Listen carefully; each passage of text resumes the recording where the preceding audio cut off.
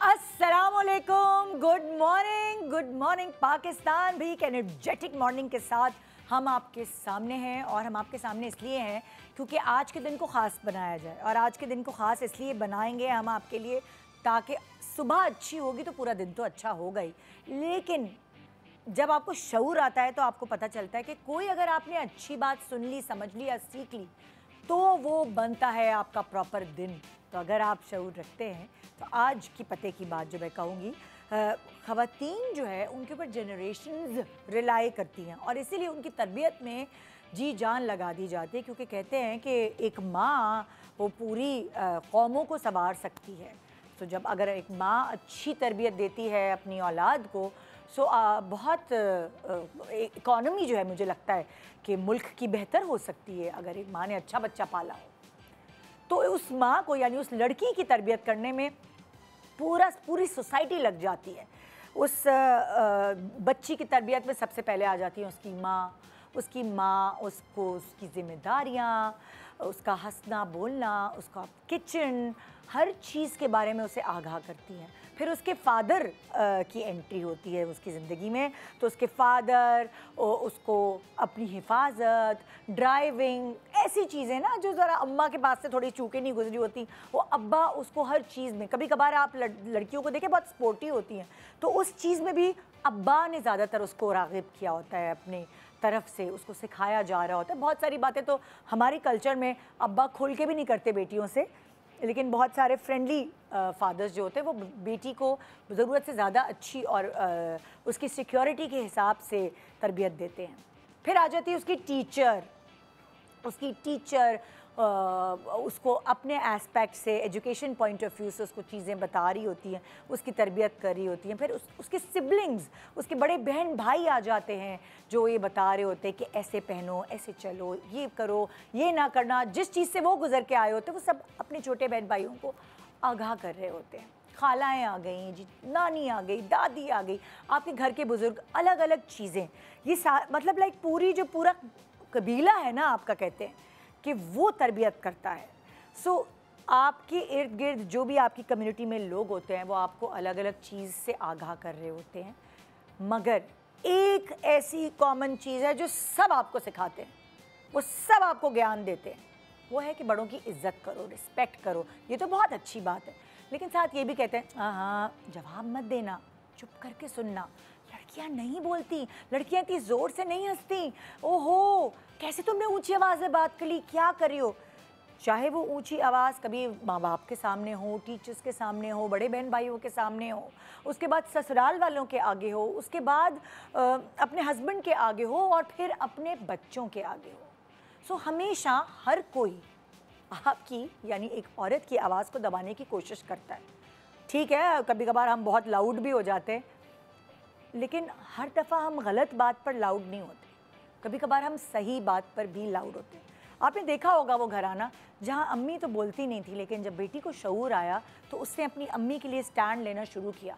उसने इतनी छोटी सी उम्र में अपनी अम्मी के लिए खड़े होकर बोलना शुरू किया कि दादी आप गलत करिए मेरी अम्मी के साथ, आप उनको ऐसे बेइज्जत नहीं कर सकती, वो बहुत काम करती हैं सारा दिन, फिर भी आप उन्हें ताने देती रहती हैं, बातें सुनाती रहती हैं। अम्मा अपनी बेटी को ही चुप कराती है, लेकिन उस बेटी ने सही टाइम पे घंटी बजाई जो उसको बजानी थी। फिर बहुत सारे ऐसे होते हैं लोग, जैसे फॉर एग्जांपल दुकानदार हैं और वो हिरास करते हैं बच्चियों को या कुछ, तो बहुत सारी बड़ी बहनें उनको जवाब नहीं दे सकती या वो अपने लिए खड़ी नहीं हो सकती। वहाँ आ जाती है उनकी छोटी बहन जो वहाँ खड़ी होती है और सीधा कर देती है उस दुकानदार को, अगर तुमने मेरी बाजी को अगली दफ़ा तंग किया ना तो मैं पूरे मोहल्ले को उठा के ले आऊँगी। वहाँ बजती है उस दुकानदार की घंटी। इसी तरह आपकी सोसाइटी में अलग अलग लोग होते हैं, आपके रिश्तेदार, आपके दोस्त अहबाब, जहाँ जब वक्त पड़ता है तो आपको आवाज़ उठानी पड़ती है। और कुछ लोग आपकी सोसाइटी में ऐसे होते हैं जहाँ आप उनके पीछे छुप के रिलाई करते हैं उनकी तरफ, या आपकी सहेलियों के ग्रुप में कोई एक सहेली होती है उसको आगे कर देते हैं, तुम बोलो ना, मुझे डर लग रहा है, मैं इस टीचर से कैसे बोलूँ, मैं उस लड़के से कैसे बोलूँ, मैं ये नहीं करूँ, मैं वो नहीं करूँ। तो वो फितरतन बोल्ड लोग होते हैं और वो अपने लिए भी और दूसरों के लिए भी आवाज़ उठाना जानते हैं, यानी दूसरों की घंटी बजाना उनको खूब आता है। हमारी 3 ऐसी सेलिब्रिटीज़ जो कि ब्यूटीफुल भी हैं और बोल्ड भी हैं, उनसे सीखेंगे कि ये कैसे आया उनके अंदर, और क्या हमें अपनी बच्चियों को सब कुछ सिखाने के साथ ये सिखाना भी ज़रूरी है कि घंटी कहाँ, कब, किसकी, कैसे बजानी चाहिए। सीखिए आज गुड मॉर्निंग पाकिस्तान।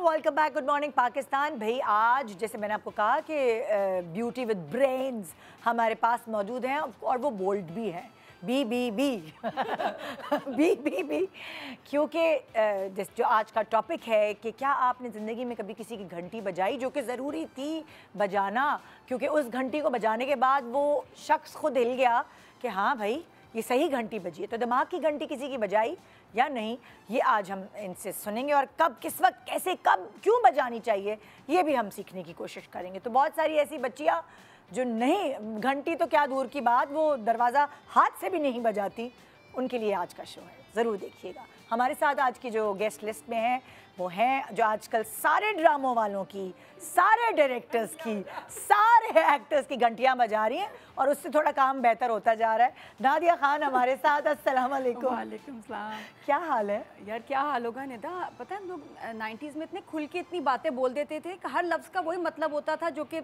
मतलब होता था। अब हर चीज़ की ना एक और मतलब होता है, वो अच्छा नहीं होता मतलब। तो वो टेंशन हो जाती थी, घंटियां बजा रहे साइमा। हाँ, मैं इंट्रोड्यूस करा दूं, कमेंट्स में क्या क्या चीजें आएंगी, तो ये बड़ा आजकल डर लगता है। अगले गेस्ट को भी इंट्रोड्यूस करा दूं। छोड़ो यार, साथ घंटियां नहीं तो क्या जरूरत क्या है, तो मुझे ये बताओ, मैं हूं ना यहाँ। अरे आप अरे हाँ, अच्छा ये तो टीवी पे बजाती घंटियां, लेकिन असल में भी कुछ लोगों की घंटियां बजाना ज़रूरी होता है, क्योंकि आपको अपनी बाउंड्रीज क्रिएट करनी पड़ती हैं ताकि आपको लोग फॉर ग्रांटेड नहीं लें। और ये नहीं आता हमारी बच्चियों को, चुप रह रह कर आपको हर कोई डोर मैट समझने लगता है।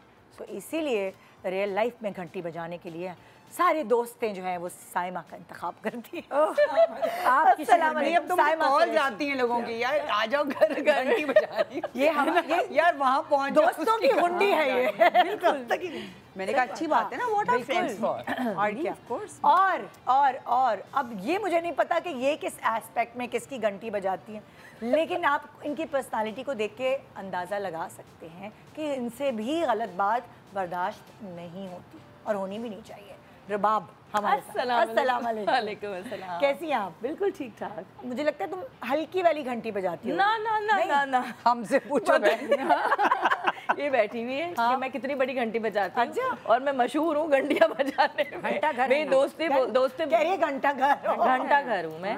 मेरी दोस्तें कहती है चुप कर जाओ, हाँ। जरूरी नहीं है कि यहाँ भी तुमने घंटी बजानी ही बजानी है। अच्छा, कुछ लोग होते हैं जिनको थोड़ा अरसे में शऊर आता, मैच्योरिटी होती है, वो मैं हूँ। कुछ लोग आप हैं, वो मैं और कुछ लोग होते हैं जो बचपन से स्कूल में होते हैं और उनको वहाँ से घंटियाँ बजानी आती है। अगर टीचर सही नहीं समझा रहा तो वो बोल्ड ही खड़े होके बोल देंगे नहीं आ रहा समझ, आप नहीं समझा पा रहे। लाइक बहनों के बीच में खड़े हो जाना या अम्मी अब्बू से अपने हक की बात कर लेना, उस टाइम पर जाते हैं। और वहाँ की घंटियाँ ज़रा आप लोग बताएं कि क्या आप लोग उस वक्त घंटियाँ बजाते थे कि नहीं? हाँ, नहीं पता, मैंने ये देखा कि सही टाइम पे सही जगह हो तो बेहतर है। हर दफ़ा आप जो लोग बोलते हैं, ऑब्जेक्ट करते हैं, वो लगता है कि जैसे ये शरपसंद हैं बहुत। हाँ, तो ड्रामा भी है शरपसंद। तो अब मैं एकदम आ जाती हूँ ड्रामे पे, लाइनें भी याद आ जाती हैं, सीन भी याद आ जाते हैं। तो हर दफ़ा हर जगह आपको नई आवाज़ उठानी। जब आप सिलेक्टिव होते हैं ना, तो तब आपकी वैल्यू होती है कि यार ये देखो उसने भी ऑब्जेक्ट किया, उसने भी बोला। वो जो कुछ लड़कियों की, ख़वातीन की आदत होती है ना, हर चीज़ में बोलना, हर चीज़ में फड्डा करना, उसकी वैल्यू नहीं होती। यू शुड डू एक्सक्लूसिव फड्डास। मैं तो बड़ी एक्सक्लूसिव हो गई हूँ। सो एक्सक्लूसिव अगर तब उस एरा में चलें जब आप स्टूडेंट थी, जब आप बहन थी, बेटी थी, तब कोई ऐसा एक्सक्लूसिव पड्डा किया अपनी दोस्तों की खातिर, बहनों की खातिर, या अम्मी की अब्बू की खातिर? अच्छा, लेकिन वैसे सब मेरी शक्ल से लगता है, वैसे मैं हूँ नहीं। बहुत लोग समझते हैं यार ये तो बहुत आवाज़ उठाती होगी, बहुत लड़ाइयाँ भी कर लेती होगी, और ये ऐसा नहीं है। बहुत जगह मैंने जहाँ बोलना बनता भी था ना, तुम यकीन करो मैंने नहीं बोला, बहुत सब्र किया। ख़ास तौर पे मेरी जो वीकनेस है ना, बड़ों के आगे नहीं बोल सकती। अगर सीनियर्स हैं, बड़े हैं, मैं वो तो कहते ना मंदी भी मेरी बना देंगे, फ्राई कर देंगे, तो मैं आई विल बी लाइक बस वहाँ मेरा बहुत पेशेंस है। आई थिंक कुछ अपब्रिंगिंग ऐसी है, फिर बड़ों के जुल्म भी ऐसे थे, कुछ ऐसे आदी हो गए। लेकिन वहाँ नहीं मैं बोलती। और उसके बाद लेटर ऑन मैंने ये भी अपने आप को ट्रेन किया कि जब आप काम कर रहे हैं जिन लोगों के आगे, आपको बार बार उनसे मिलना, इतनी सी इंडस्ट्री है तो उधर भी बहुत जगह आप अपनी राय ना ही बताएं, अनलेस कि आप किसी प्लेटफॉर्म पे बात कर रहे हैं। लेकिन जिस तरह स्कूल कॉलेज में निदा मैंने नहीं outspoken in a certain way, लेकिन जवाब देना टीचर्स को, बात करना नहीं, बदतमीजी नेवर। अब किसी दोस्त, कोई दोस्त बुली करिए आपकी दोस्त को और आपको नजर आ रही है ये चीज़, दोस्तों को बुली कर रही हो, हाँ उनको ओ ये बराबर में तो नहीं मैं छोड़ती थी, तो मैं तो क्लास फेलोज एक दो को मारा हुआ भी है। हाँ मेरा बड़ा अच्छा दोस्त था, मुझे तंग कर रहा मैं गई हूँ, मैं राख लगाई। हाँ मतलब टू मच हो गया ना, मैं अपना काम कर रही हूँ, ऐसे आप इरिटेट करें, टीज करें, तो वो नहीं मुझसे बर्दाश्त होता। बड़ों के आगे पे और छोटों को, उनको सब माफ। हाँ उनकी बात बुरी नहीं लगती, छोटे और बड़े पी जाती हूँ कि बस इट्स ओके। हाँ भाई, आप बताएं अपनी घंटियों के बारे में, याद करें फ्लैशबैक में। नहीं याद करने की क्या जरूरत है की बात है, अभी 3 मिनट ऑब्वियस ना बहन तो नहीं, लेकिन वो नादिया वाली बात है, मैं उस बात को सेकंड करूँगी कि जब हम छोटे थे तब इतने ज़्यादा आउटस्पोकन नहीं थे और तरबियत भी ऐसी नहीं थी कि इतना ब्लंटली आप सबके सामने बोलें। फिर इतना पता भी नहीं था कि क्या गलत है, किस चीज़ पे स्टैंड लेना है। लेकिन फिर वो आहिस्ते आहिस्ते जब पता चला, फिर जब बड़े हो गए, फिर जब लाइफ चेंज हुई, तो बहुत बार ऐसा हुआ कि गलत चीज़ों पे टोका जाता था और खामोश कराया जाता था। तो वो इतनी मेरी बस हो चुकी थी, तो मैं कहती थी अब नहीं। तो फिर वो अपने लिए तो स्टैंड लेना बनता है, क्योंकि मुझे ऐसा लगता है कि अगर आप अपने लिए स्टैंड नहीं लेंगे तो आपके लिए तो कोई भी नहीं लेगा स्टैंड। कहते हैं ना कि आप अपने आप को पहले इज़्ज़त देना शुरू करें तो अगला भी इज़्ज़त देगा। तो बहुत ज़रूरी है कि आप अपनी इज़्ज़त खुद करें। आपको आपकी वैल्यूज़ का पता होना चाहिए, आपको पता होना चाहिए मैं क्या डिज़र्व करती हूँ, मुझे ये रिस्पेक्ट मिलनी चाहिए। अगर आप ही को पता नहीं होगा तो अगला अगर वो आपके साथ आपकी बाउंड्री क्रॉस कर रहा होगा तो आप उसको शट अप कॉल ही नहीं दे पाएंगे। अब तो खैर अब बर्दाश्त नहीं होता, बिल्कुल भी नहीं होता, और मेरे ख्याल से अब होना भी नहीं चाहिए। हाई टाइम ना। तुम बताओ, तुम्हें फेजेस आते हैं निदा? मैं इनकी और साइमा की बात ये सुन रही थी कि आपके फेजेस आते हैं, जिस तरह हम बचपन में, मैंने भी किसी के साथ इस तरह, और शायद हमारा, मुझे लगता है कि वो उस टाइम पे इतना ज़्यादा बुलिंग करना और इतना ज़्यादा शायद वो इतना ज़्यादा था भी नहीं कि एक फ्रेंडली माहौल था जो मुझे मिला, कि मुझे ऐसा नहीं लगा कि बचपन में मुझे ऐसा हुआ हो कि मैं किसी को टिट फॉर टैट कर दूं या किसी के साथ बदतमीज़ी करूं, या टीचर्स ऐसे मुझे नहीं मिले। बट वक्त के साथ साथ जब शादी हुई, जब आप इग्नोर करते रहे चीज़ों को, बर्दाश्त करते रहे, आप फेस करते रहे, फिर आप एक टाइम आया कि आपका सब्र का मादा जो है बिल्कुल ही लबरेज हो गया और आप फिर बोलने लग गए। और उसके बाद एक ऐसा फेज़ आया कि आप पीते हैं बातों को इग्नोर कर देते हैं। पता ये होना चाहिए कि कब कहाँ आपने बात करनी है। जो इन्होंने पहले ही बोला कि उसकी वैल्यू एक तो हो, बहुत ज़्यादा बोलना भी, और समटाइम्स मुझे ऐसा लगता है मेरे एक्सपीरियंस से कि समटाइम्स आपको बार बार भी बोलना पड़ता है, और आप किसको बोल रहे हैं वो सामने वाले को देखना पड़ता है कि आप बोल किसको रहे हैं, कि भाई बार बार बोल रहे हैं तो फ़ायदा हो रहा है या बात जा रही है। तो डिपेंड करता है, फेजेस आते हैं इस चीज़ के कि मगर मैं कहती हूँ जहाँ रेड फ्लैग है, जहाँ आपकी घंटी बज रही है, वहाँ पर आप बजा दें, बिल्कुल बजा दें, वहाँ पिए नहीं। अगर आपको लग रहा है कि हाँ ये बिल्कुल सही घंटी है और यहाँ बजाना है, बजा दें आप घंटी। तो इस कैसे पता चलेगा कि सही घंटी कब बजानी है? ये कैसे पता चलेगा? कौन बताएगा? ये पता चल जाता है निदा कि आपके सामने वाला आपके साथ क्या बिहेव कर रहा है या आपके साथ क्या इंसिडेंट हुआ है, और आप उस वक्त उसकी वो घंटी बजा रहे हैं तो वो ऑब्वियस है, और सामने वाला शर्मिंदा है या उसके एक्सप्रेशंस ऐसे हैं। मतलब मेरे साथ इस तरह, और सबके साथ ही ऐसे वाक़ई हुए होंगे कि अगर मैं आपसे शेयर करूंगी अभी तो पता होगा कि हाँ भाई ये सही घंटी बजाई है। ये वैसे तुम्हारा बड़ा इंपॉर्टेंट सवाल है, वाकई सोचिए तो कैसे पता चले कि सामने वाला कि आप पकड़ाई कर लेते हैं ना। लगता है नादिया कि जैसे अगर आपने मुझे कोई बात कही और वो मुझे बुरी लगी है, अगर मैं आपको अगर मैं शटअप कॉल दे रही हूँ तो मुझे आपको मुतमईन करना भी ज़रूरी है कि मैं आपको क्यों दे रही हूँ शटअप कॉल। पता चले अगर आपने मुझसे सवाल किया है कि मैंने तो अपनी जगह बिल्कुल ठीक बात की है और मुझे नहीं पता है कि मैं ये स्टैंड ले क्यों रही हूँ, तो उसका उसकी जो बैकग्राउंड की जो कहानी है उसके लिए मुझे आपको सेटिस्फाई करना ज़रूरी होगा। मुझे खुद पता होना चाहिए, मुझे इतनी नॉलेज होनी चाहिए कि ये बात आपने ये नहीं इस तरह गलत कही।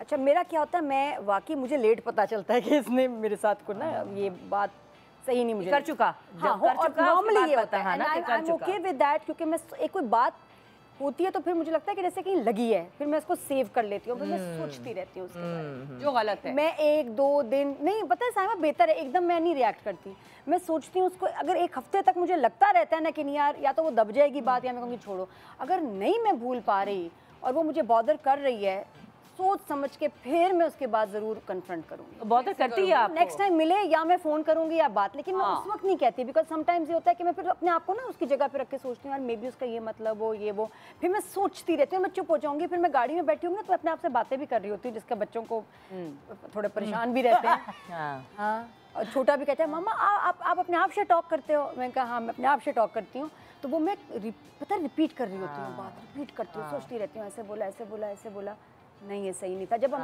5-6 दफ़ा लगता है ना कि नहीं गलत ही आंसर आ रहा है, फिर मैं श्योर होती हूँ कि नहीं इसने गलत बात की थी, अब इसका टाइम आ गया घंटी बजाने। और वो फिर वो मिलता भी है शख्स से। फिर आप दोबारा जैसे उस दिन एक रेस्टोरेंट में बैठी थी मेरे साथ, मेरी बेटी थी और एक फ्रेंड और एक पुरानी आर्टिस्ट के बेटे हैं, वो वहाँ से गुजरे।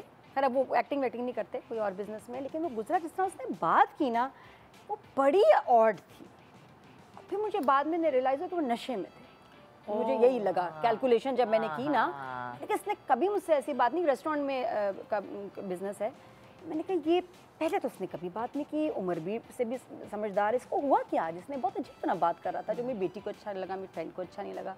सोचती गई first scene, second scenario, third scenario, ये भी हो सकता है, ये भी हो सकता है। फिर मुझे नेक्स्ट टाइम फिर मुझे वही लगा कि नशे में था। बट मैं जब गई फिर दोबारा उस रेस्टोरेंट में मुझे नज़र आए, मैंने कहा हाँ जी कैसे, पहले मैंने कहा पहला था नहीं बात करनी, इग्नोर।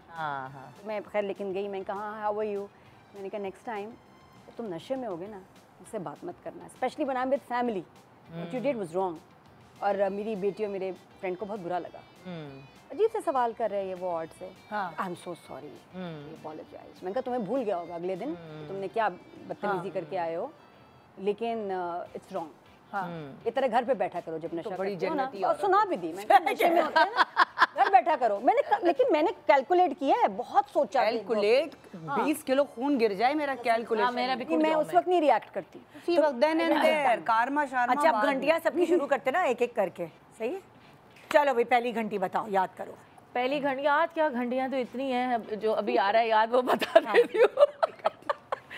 अच्छा मेरे साथ अभी रिसेंटली मैं नया, तुम्हें पता है घर पे माली चेंज हो रहा है, हर 2 महीने बाद माली चेंज हो रहा है, कोई माली टिक ही नहीं रहा। हाँ।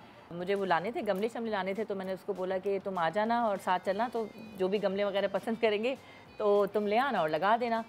तो वो कहने लगा ठीक है बाजी, आपको हफ्ते वाले दिन आ जाऊँगा तो आप साथ चलिएगा। मैंने चलो चलते हैं साथ। तो मैं, मेरा हस्बैंड जो है ना, हम लोग उसके साथ चले गए, वो आगे आगे बाइक पे, हम उसके साथ पीछे पीछे।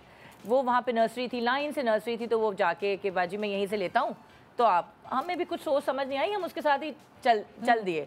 अब वो दिखा रहा, अच्छा हमने सारा बोला ये भी लेना है, ये भी लेना है, ये भी लेना है, ये भी लेना है, और हमने बोला तुम तो पैसे बहुत ज़्यादा बता रहे हो, और वो उसको एक्ट ऐसे कर रहा था कि भाई बाजी आई हैं और है ना कम करने हैं तुमने पैसे, और तुम जो है वो ज़्यादा पैसे नहीं लेना और तुम कम चार्ज करना। अच्छा जी ठीक है।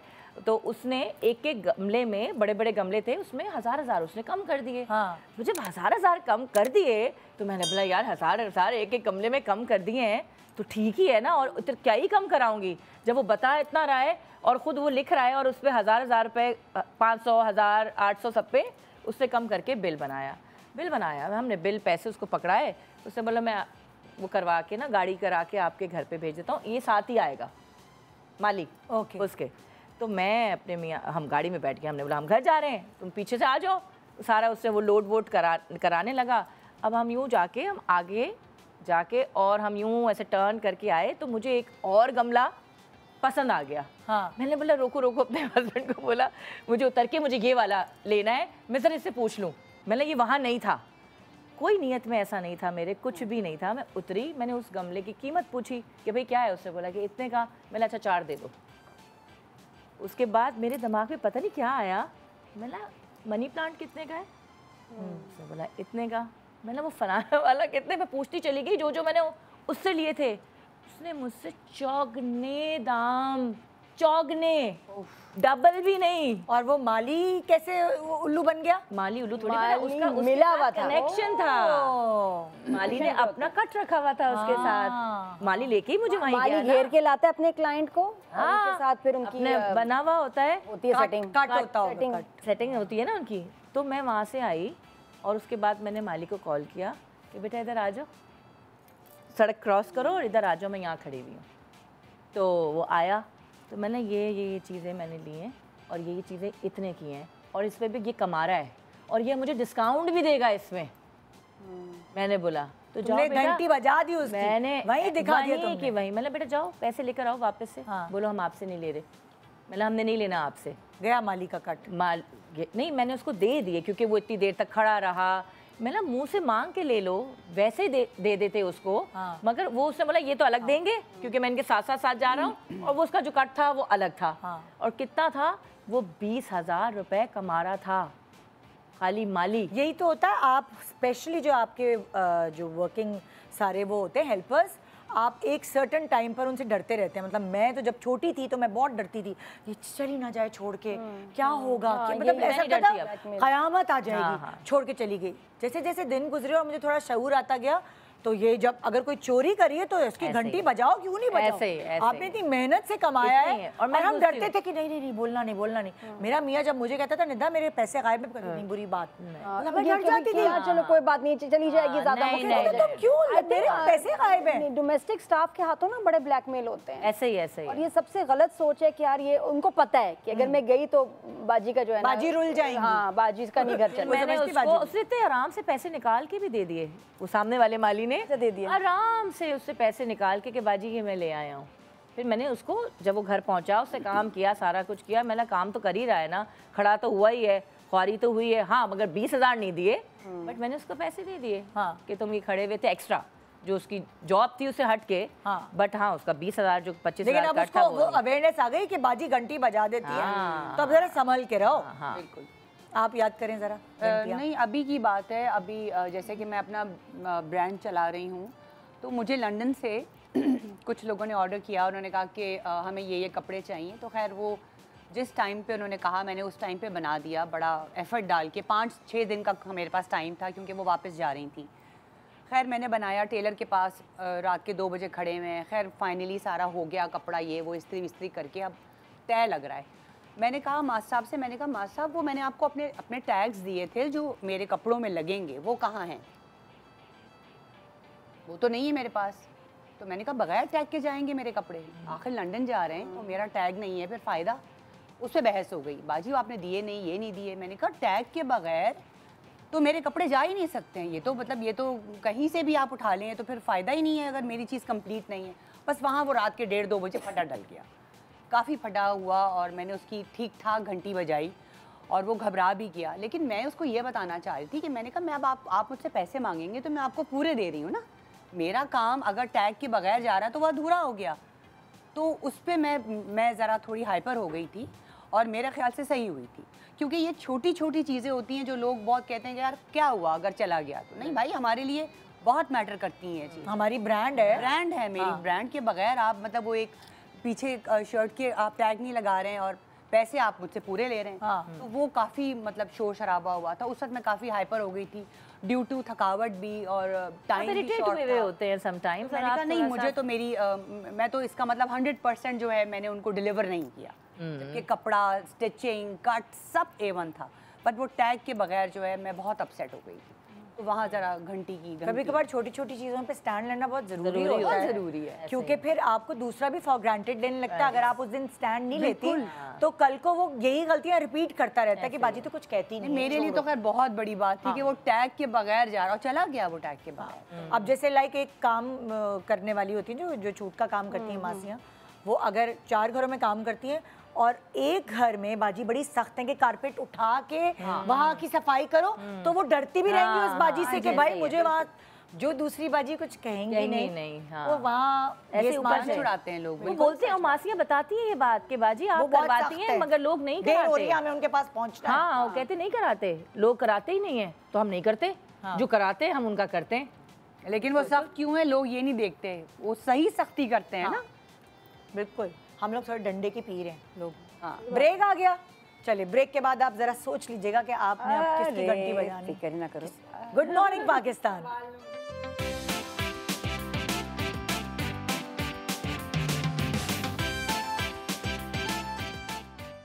Welcome back. Good morning Pakistan जी।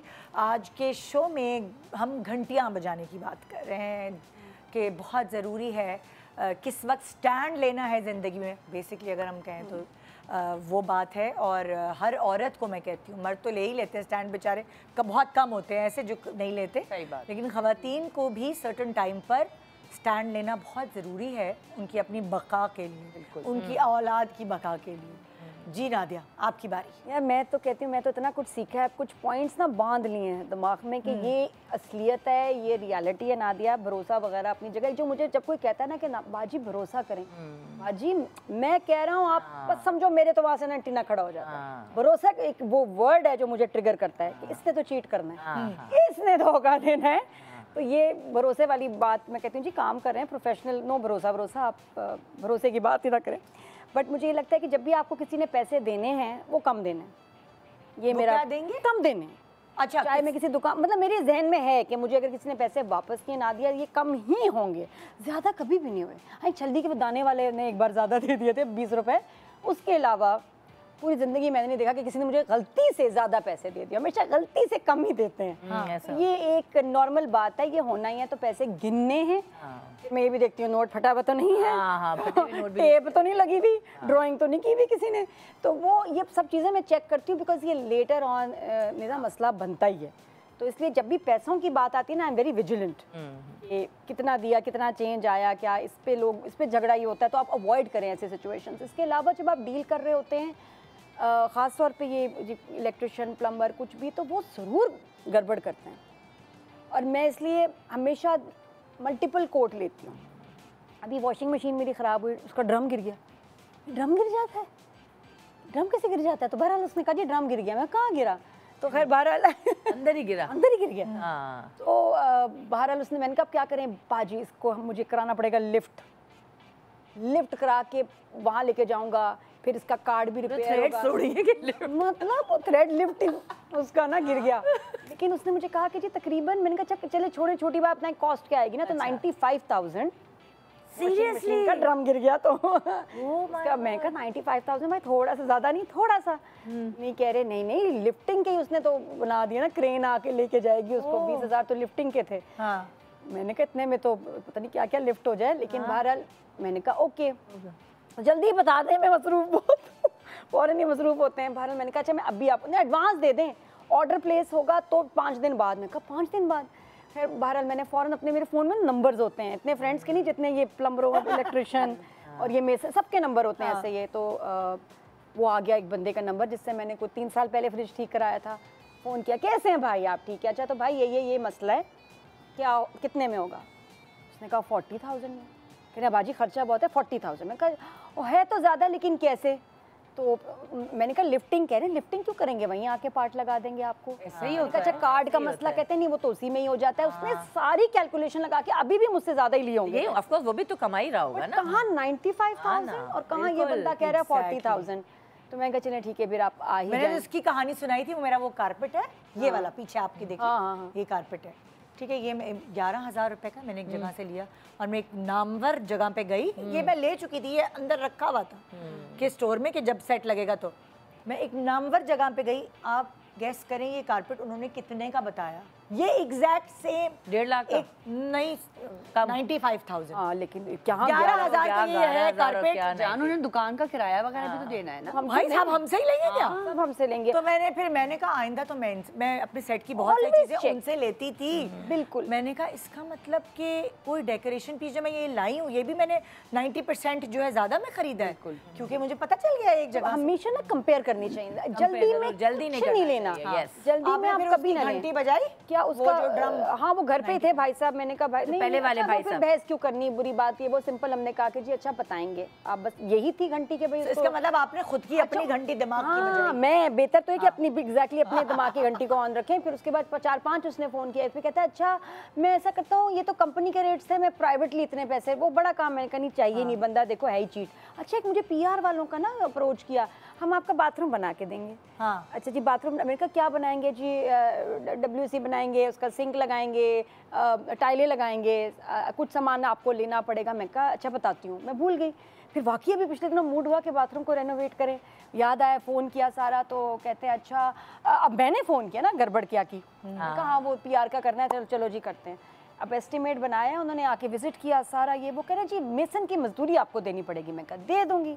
अच्छा सिंक अब हम लोग नहीं डील कर रहे, आपको लेने पड़ेंगे। मैं कहा हो जाएगा, ये फला चीज़ हम नहीं कर रहे, कोई बात नहीं। मैं कहा चलो बताओ, एस्टिमेट बना के सामान का टाइलों वाले का 5.5 लाख, उसमें अभी मजदूरी के पैसे मेरे थे, मतलब वो मैंने अलग से देने। बाथरूम तुमने ही बनाया, लाइटें भी मेरी, एक्चुअली मेरा। अच्छा मैंने फिर भी उस वक्त कहा, मैं कहा 5.5 लाख में कैसा बनेगा, बड़ा खूबसूरत ये वो करके। अच्छा उसके बाद अगले दिन मैं गई, मैंने खुद एस्टिमेट लगवाया उन्हीं चीज़ों का 1.5 लाख में, और अभी मजदूरी के बगैर वो करा के 2-2.25 लाख, 2 लाख पड़ जाएगा। और वो PR भी उसके ऊपर से मुझे शाउट आउट भी देनी थी कि ये bathroom accessories brought to you by by the चोर कंपनी।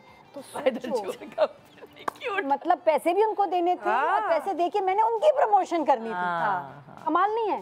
फिर फोन किया, फिर उन्होंने मुझे ब्लॉक कर दिया। नादिया मैं आपको एक बात बताऊं, अक्सर ये काम अगर खवातीन करवा रही होती हैं तो कारपेंटर, प्लम्बर, ये सब जो है ना, ये खवातीन को ज़्यादा लूटते हैं। जहाँ आदमी आ गया ना, मर्द करा रहा होता है ना, उसको नहीं इतना ये होता। मैंने नोट किया, जब मैंने यासिर के हाथ में जिम्मेदारी दी कि यासिर ये तुमने कराना है, तो वो नहीं इतना लुटा। और मैं आपको 1.5 होशियार समझ के मैं इसके साथ गिजरी गई थी। मैं तो ये किया, मैं बाद में जब मैंने कैलकुलेशन की, मैंने अपना खून भी बहाया, पसीना भी बहाया, और मुझे लूटा भी गया। अच्छा नहीं, मैं तो ख्वारी करती हूँ, मैं अकेले ख्वारी करती हूँ पहले, जरूरी। फिर मैं उसको लेके जाती हूँ कि चलो मैं यहाँ देख कर आई हूँ, अब तो मेरे साथ चलो। ये ट्रिप पे ले चलती है इसको। हाँ कि चलो मैं दुकान पे देख कर आई हूँ, अब तो मेरे साथ चलो और बताओ क्या लेना है, क्या सामान है। ये भाई चलो अब लेकर लो सामान। पैसे ज्यादा मांग रहा है उसको, कहते चलो मेरे। नहीं मैं अपनी सर्वे करके उसको फिर बोलती हूँ कि अब तुम्हें क्या क्या चीजें लेनी है, अब इस दुकान से तुम ले लो। बहुत जरूरी है, ख्वारी है। मतलब बिल्कुल आप पागल हो जाते हैं कि आप पूरा सर्वे करते हैं, बट उसमें आपकी। कल मुझे कोरिया की लेंस कोई बेच रहा था, मैंने इतनी तारीफें की, देखा उल्टी इंग्लिश लिखी हुई थी। मैंने कहा ये कमाल है, कोरिया का ब्रांड है जो इंग्लिश भी आपने ना उल्टी लिखी हुई है। चोर बना रहे, बेवकूफ बना रहे हैं। तो और ऐसे ही है, कोरिया चोर है। हाँ इतनी तक। चलो भाई अगली घंटी बताओ। अगली घंटी अभी रिसेंटली, अभी जब मैं लास्ट टाइम आई थी तो मैं अपनी फ्रेंड के रुकी थी, और मेरी घंटी रात को ही बज गई थी। वो एक उन्होंने मासी नहीं रखी थी, 20 दिन हुए थे उनको मासी रखे हुए, और हम लोग रात को खाने पे जा रहे थे, तो मैं अपने बड़े बैग से पैसे निकाल के छोटे वाले वो क्लच में रख रही थी। उसकी आंखें मैंने पढ़ ली थी कि कुछ गड़बड़ है। मैंने बोला बेटा ये जिस तरीके से मेरे बैग को देख रही है ना, तो मुझे लग रहा है कि कुछ दाल में है काला। तो मैंने अपनी फ्रेंड को बोला कि तुम कमरा लॉक करके जाओगी, तो उसने बोला कि हाँ मैं कमरा लॉक करके जाऊंगी। अच्छा वो अपना सामान रखती है बाथरूम में। अच्छा। वो बाथरूम को लॉक करके ज़्यादातर जाती है। अच्छा। तो उसने बोला कि अभी जल्दी जल्दी में निकल रहे हैं, सारा सामान ही फैला हुआ, मेरा सारा सूटकेस वगैरह भी खुला हुआ था। तो उसने बोला मैं कमला मेक श्योर कि तुम कमरा लॉक करके जाओ। हाँ। तो मैं मुझे कुछ है ना सही नहीं लगा, गड़बड़ लग रही है। बात गई गुजर हो गई। हम कमरा लॉक करके गए, हम रात को खाने पे गए, हम रात को वापस आ गए। हम जो है दिन में दिन हो गया, अगले दिन हो गया, और कुछ मेरी तबीयत ख़राब थी तो, और वो भी थकी हुई थी। तो मासी कमरे में आई तो उसने बोला बाजी मैं आपको दबा दूँ। तो मैंने नहीं बेटा मुझे दबाने की ज़रूरत थी। तो मेरी दोस्त ने बोला मुझे दबा दो। अच्छा तो हम लोग की ना बात करते करते वो दबा रही है उसे, और मुझे पता है मेरा बैग कहाँ रखा हुआ है, और मेरी लग गई आँख। अच्छा वो जाग रही थी तो मेरी आँख लग गई, और उसकी भी दबाते दबाते उसकी भी आँख लग गई। हम दोनों की लग गई आँख, और ऐसा लगा कि किसी ने मुझे मारा थप्पड़ जोर से। मैं जोर से हड़बड़ा के ना, एकदम से अचानक से उठता है बंदा। मैंने बोला है ना, तो कहती है क्या हुआ रबाब। मैंने बोला कि कोई बाथरूम में है आपके। तो कहती है कौन। मैंने मुझे नहीं पता कि कोई खड़खड़ की आवाज़ आई, और मेरा बैग नहीं है।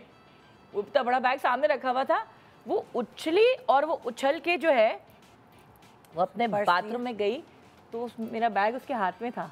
पकड़ लिया तुमने? उससे पकड़, मतलब मैं तो बेड पे इतनी देर में, तो वो चली गई और पैसे निकाल रही थी मेरे पर्स से। उससे बोला तुम ये कर क्या रही हो बाथरूम में, क्योंकि तब आपके कमरे से बाथरूम कितना ही दूर है। वो एकदम उछली और गई कि बाथरूम में कौन है एकदम से। तो मेरा पर्स पकड़ के और सारे नोट मेरे उसी जिप पे से, उसको पता था कि मैंने वहाँ पैसे रखे हुए हैं, और कह रही है मैंने कुछ नहीं किया। उससे बोला थप्पड़ मारूंगी, तुम्हारे कुछ नहीं किया, मैंने तुम्हें रंगे हाथों पकड़ा है, तुम कह रही हो तुमने कुछ नहीं किया। चुप करके, ना आंसू उसका निकल रहा था ना कुछ निकल रहा था। ऐसे टाइम पे ना नहीं, कुछ लोग नहीं रोते, बिल्कुल एकदम हो जाते, बिल्कुल यूं थे, नहीं मैंने कुछ नहीं किया, मैंने कुछ नहीं किया। उसमें ना पुलिस को अभी बुला के जब दो तुम्हें थप्पड़ लगेंगे ना, फिर तुम्हें पता चलेगा कि क्या हमारी शूटिंग थी, हमारी प्रोडक्शन थी, उसमें अतीका ऑर्डर जी थी, तो उनका बैग उन्होंने वहीं पे सीन हो रहा था, तो उन्होंने वहीं लाउंज में, जैसे होता है ना आप सीन करें तो यहीं पे पीछे इसी स्टैंड पर उन्होंने पर्स रख दिया।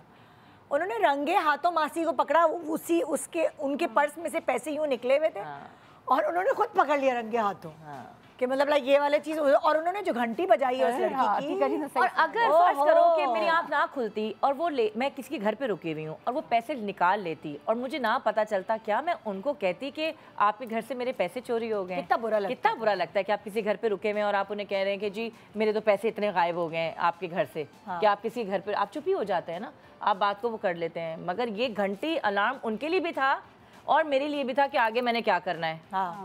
मेरे भी कुक ने फ़ोन चुराया, खातून बीच में आई थी, लोकेट किया, उसके गांव का ही आ रहा था एड्रेस सारा। फिर मैंने कहा रहने दो, कोई बात नहीं।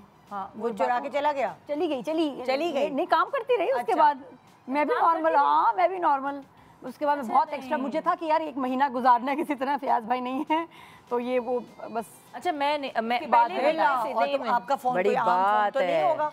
बस नहीं, नॉर्मल था, किनू के खेलने का फोन था, इसीलिए उसने इतनी आसानी से मेरा फोन तो मैं तो फिर लेकिन ये कि नहीं, फिर भी मैं बताऊं, अगर छोटी भी चीज़ हो ना, और अगर आपके घर में ये हुआ है तो आपके लिए बहुत बड़ा अलार्म है कि ये छोटी चीज़ से आपको पता चल गया कि वो बड़ी चीज़ होनी थी। मैं आपको बताऊं, लेकिन तुम उसको बोलती तो सही कि मुझे पता है। हाँ, ये तो आपको ये जरूरी है, बस हटा दो।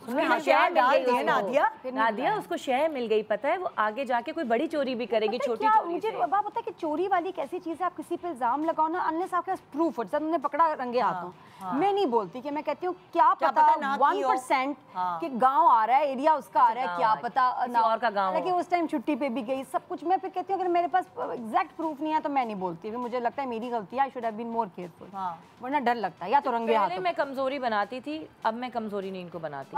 बात ये कि मैं कितनी मतलब ये वो हो गए हैं हम बहुत सारी बातों पे ना जाने देते। हाँ ना जी बताएं जी, नेक्स्ट कौन बता रहे? नेक्स्ट ये कि एक हम रेस्टोरेंट गए पूरी फैमिली, तो खाना वाना खाया, तो जब बिल आया तो मैंने कैश पे किया उनको, तो कैश पे किया, तो अब मैं वेट कर रही हूँ कि वो पैसे लेकर आएगा, तो फिर हम लोग उठे, पैसे ही नहीं आए भाई।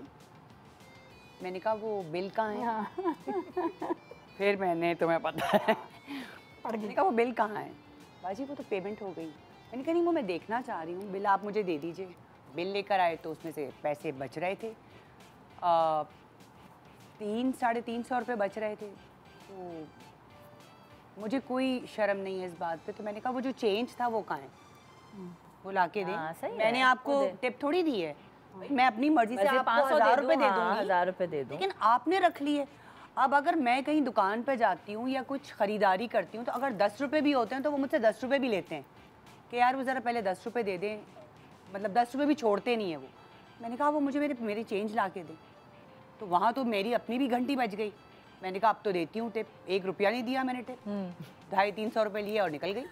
अच्छा, हमारे साथ ये ज़्यादा डिलीवरी देने आते हैं ना, जो आपने खाने के लिए डिलीवरी कभी चेंज नहीं होगा, उनका कभी चेंज नहीं होगा, बिल्कुल। और जब आप अपनी मर्जी से उनको टिप दे दें वो और बात है, लेकिन अगर वो झूठ बोल के कह रहे हैं तो मैं क्या करती हूँ, मैं कहती हूँ ड्राइवर को बुलाती हूँ, मैं कहती हूँ जाओ चेंज लेकर। यही होता है, ऐसे ही ऐसे। जब आप उनको खड़ा रखेंगे ना और उनकी अगली डिलीवरीज लेट होंगी, नहीं मैं उनको ये बोलती हूँ क्योंकि ये उनकी हैबिट बनी हुई है। चेंज तो लाना तुम्हारा काम है ना, चेंज भी हम अरेंज करें। इसमें ना मैंने क्या किया, मैं इनसे कहती हूँ कि जी आपके पास मशीन है तो मशीन भेज दें, हाँ, कि मैं कार्ड से पेमेंट कर दूं। नंबर 1, नंबर 2 मैं उनसे कहती हूँ अच्छा जी मेरे पास कितना बिल है, 1700, 2000 होंगे, चेंज उसके हाथ भेजिएगा। हाँ। अच्छा, उसके बाद फिर जब वो एक्चुअली जब चेंज दे देता है तो मैं वापस भी कर देती हूँ। बिल्कुल ऐसे आई फील कि यार सो स्वीट। देखिए ना, ये हमारी देन आई रिवॉर्ड देम। हाँ, कि आप ही ये लें, जो जिन्होंने भी मुझे चेंज वापस किया है अच्छा जो चलता है बंदा उसका दिल भी चाहता है कि यार उसको कुछ देने ताकि समझ आए कि वापस देने से तो मुझे रिवॉर्ड मिलेगा खुशी से, ऐसे मैं क्यों मारूं। बिल्कुल सही कह रही, बिल्कुल सही कह रही। आपकी घंटी की बारी है। अरे मैं तो कब से घंटियां ही चलती। घंटी पड़ी हुई है हमें। तुमने बजा लिया, हमने पूरे सेट से घंटी बजाई है। इतनी क्यूट है ये। क्यूट है घड़ी। मुझे जो चीज़ बस जो बुरी लगती है ना, जब आपको कोई सड़ी हुई बात कह दे, और वो अनफॉर्चुनेटली कुछ बड़े लोगों से भी आती है, आपकी जो ऐसे ही है ना, जो आई थिंक हाँ ये बड़ी तकलीफदेह बातें, और वो हमेशा उनसे आई हैं कि जी जो आप एडवांटेज लेते हैं कि जी पापा के फ्रेंड्स हो गए, मम्मी के फ्रेंड हो गए, कभी किसी ने ऐसे बोला हो ना, वो बातें बहुत तकलीफ देती थी। एक हमारी फैमिली फ्रेंड है, तो उनकी वाइफ की फैमिली की तरफ मैं गई, मैं ड्रॉप करने गई थी उनको, तो उन्होंने कहा मेरी मम्मी आपसे मिलेंगी, आप प्लीज़ अंदर आ जाओ। मैंने कहा मुझे तो देर हो रही है, बच्चों के पास जाना है सारा। नहीं आ जाए, उससे मेरी फैसल से शादी नहीं हुई थी। तो अब ये कि मैं चलो कोई बात नहीं है, उनको सलाम कर लेते हैं। जाके मैं बैठी तो आंटी आई, आंटी ऐसे आई कि हाँ मेरी मम्मी आपको बड़ा पसंद करती हैं, और वो ऐसे बैठी। उनका लग तो नहीं रहा कि मुझे पसंद करती हैं ज़रा भी, बिल्कुल कोल्ड एटीट्यूड में ना। तो अब मैं नहीं उन्होंने कहा नहीं बैठो ना, 10 मिनट बैठ जाएं। अब बात कर रही हूँ, हाँ कैसी हो, ये वो, कुछ 3-4 मिनट में ये शोबिस वालों की इतनी तलाक़ें क्यों होती हैं, क्या बात है कि हाँ इनकी शादियाँ चलती क्यों नहीं हैं। पर्सनल जो हेट पर्सनल हेट करते हैं रैंडमली ऐसे। अच्छा जो तुम्हारा घर है अपना है या किराए का है, कितना कमा लेती हूँ महीने में। जो वो पर्सनल हुई है ना, उस पर मेरी तो धुएं निकलने शुरू हो गए, और ख़ास तौर पे कि शोबिस वाले। और इस पर मैंने कहा नहीं आंटी ऐसी कोई बात नहीं है, डिवोर्सेस तो किसी की कभी भी, बल्कि मेरा ख्याल है कि मेरे तो शायद फ्रेंड्स के सर्कल में ज़्यादा डिवोर्सेस हैं, शोबिस में कम है जिनको मैं जानती हूँ। ये एक बड़ी सही बात है। मैं अगर स्टैट्स भी मैं दिखाऊँ तो मैंने कहा ऐसा नहीं, कहीं भी हो सकता है, तो आप ऐसे तो नहीं, उसमें ऐसा होता है नहीं ऐसे सुना के सारा। फिर मैं उठ के उसके बाद गई, फिर एक और इवेंट पे वो मिली, तो वो किसी के साथ थी, 1-2 आंटीज़ के। अच्छा उन्होंने कहा नादिया खान तो हमारी जानने वाली, ऐसे एकदम आई हैं। अब मुझे तब तो चढ़ी, मैंने जवाब नहीं दिया, लेकिन मुझे दुख हुआ। उन्होंने मेरी इंडस्ट्री को गाली दी, ऐसे ही है, सब लड़कियों को गाली दी हमें। मुझे था, मैं बोली नहीं क्योंकि बड़ी। उसके बाद जब वो एक इवेंट पे आके मिली है ना, अरे देखो नादिया खान हम तुमको जानते हैं, आओ मैं मिलाऊँ आके, ऐसे हुई ना। हाँ मैंने कहा excuse me, do I know you. नहीं वो बेटा वो उस दिन हमारे घर में, excuse me I am very busy, मैं चली। सही किया। उसके साथ फिर आगे जाके मैंने बाकियों के साथ तस्वीरें बनाई, उनको मैंने ऐसे किया कि मैं जानती ही नहीं हूँ। सही किया, ऐसे ही है, बिल्कुल ठीक। कौन है आप? बिल्कुल ठीक। ये एक तरीका है घंटी बजाने का। जरूरी नहीं कि आप जबान से बदतमीजी करें या कुछ करें, बिल्कुल आपने अपने बॉडी लैंग्वेज से बता दिया ऐसे कि जो आपने कहा वो आपको नहीं कहना चाहिए। और मैं जो भी यहाँ पे आते हैं ना, नई बच्चियाँ या क्या, उनको कभी कभार उनको थोड़ा सा सोसाइटी में हर्ट होने पड़ता है, किराए पे घर नहीं दिया क्योंकि आप शोबिज़ में, या कोई भी ऐसी बात किसी ने हर्ट करने के लिए कह दी, तो मैं उन बच्चियों को हमेशा ये समझाती हूँ। मैं कहती हूँ देखो बेटा, कोई भी शोभा ख़राब नहीं है, आप खुद अच्छे या बुरे होते हैं। जब तक आप अपने प्रोफेशन की रिस्पेक्ट नहीं करेंगे, कोई और रिस्पेक्ट नहीं करेगा। मेरे अम्मी अब्बू कहते थे हम अपनी बेटियों को, हम शोबिज़ में हैं, हम अपनी बेटियों को शोबिज़ में इसलिए लेकर आए ये बताने के लिए कि कोई फील्ड ख़राब नहीं, फील्ड ख़राब नहीं, हम अपनी औलाद को लेकर आए हैं, उसका सबसे बड़ा सबूत ये है। और हर कि कोई फील्ड खराब नहीं हो। हर फील्ड में कोई ना कोई अच्छा बुरा तो हर फील्ड में है। हाँ। वो डॉक्टर हो, वो टीचर हो, वो लॉयर हो, वो कोई भी प्रोफेशन हो। मुझे लगता है कि सिर्फ शोबिज़ में ही क्यों लोग खराब हैं, हर अच्छे बुरे हर जगह पे लोग मौजूद हैं। आप दोस्त भी उन लोगों, उन फैमिलीज में बनाएं जो आपके प्रोफेशन की रिस्पेक्ट करते हैं। बिल्कुल। बच्चों के उन फैमिलीज में करें जो सबसे इम्पोर्टेंट, जो आपको रिस्पेक्ट करते हैं, जो नहीं करते उनके साथ रिश्ते मत बनाएं। बिल्कुल। एक छोटे से ब्रेक के बाद देखते रहिए गुड मॉर्निंग पाकिस्तान।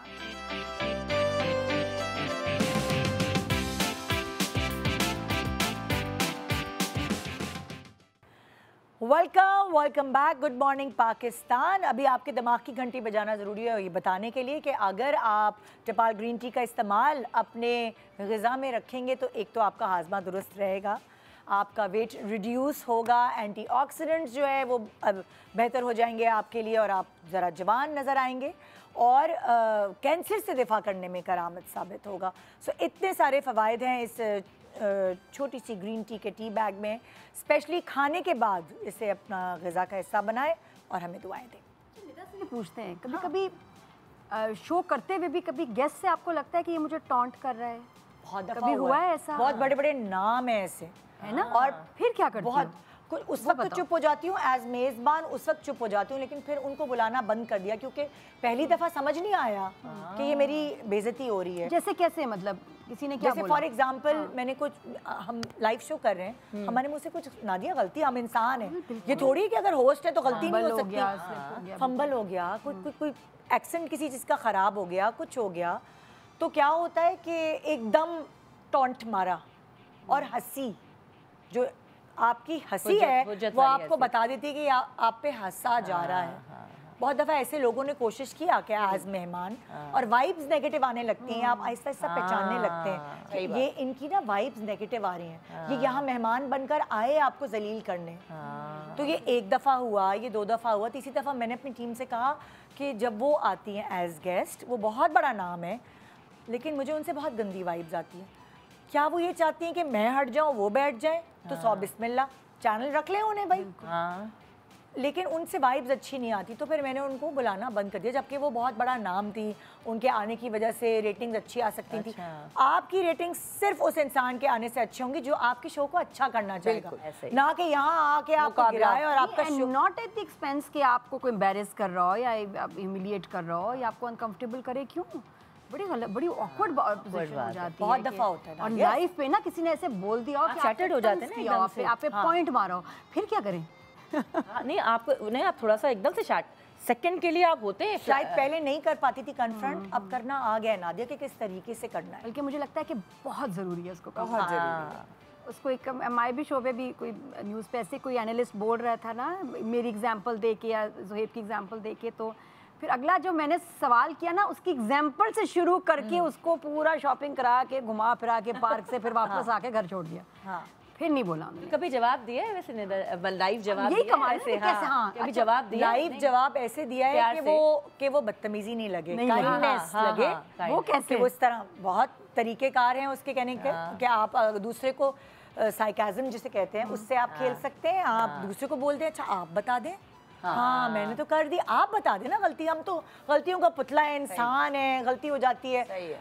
आजी के थ्रू आप उनको कन्फ्रंट कर सकते हैं कि फिर वो खुद ही गिल्ट हो जाए कि यार ये तो मैं लाइफ में गंदी हो गई या मैं लाइफ में गंदा हो गया, ये तो मैंने इसको क्या बोल दिया, तो वो खुद शर्मिंदा हो जाए और उनकी बात एक्नॉलेज हो जाए कि उन्होंने गलत बोला कि जी मैं तो सुबह होल व्हीट ब्रेड खा के आई हूँ, पता नहीं ये क्या खा के आई हैं। हाँ जी, तो अगले गेस्ट की तरफ चलते हैं इसको टिप्स दे रहे हैं। हाँ तो खुद पता है, लेकिन ये और एक दफा एक्नॉलेज करना भी, एक दफा इग्नोर कर दिया उनकी बदतमीजी को, 2 दफा कर दी, तीसरी दफा आप कहेंगे मैं मुझसे गलती क्या हो गई, आप मुझे बता देना बिल्कुल कि मुझसे गलती हुई क्या है, मैंने आपका दिल दुखा है, जैसे पूछा भी तुमने, मैंने बोल दिया, मैंने कहा मुझसे गलती हुई क्या है, आप बहुत नाराज लग रही हैं, क्या हो गया है, मैंने क्या रिएक्शन, लाइव पे या ब्रेक में? लाइव है नहीं था। देखो पहले नहीं आती थी समझ, ऊपर से गुजर जाती थी नादिया, तुम्हें तो पता है मैं तो ट्यूबलाइट हूँ।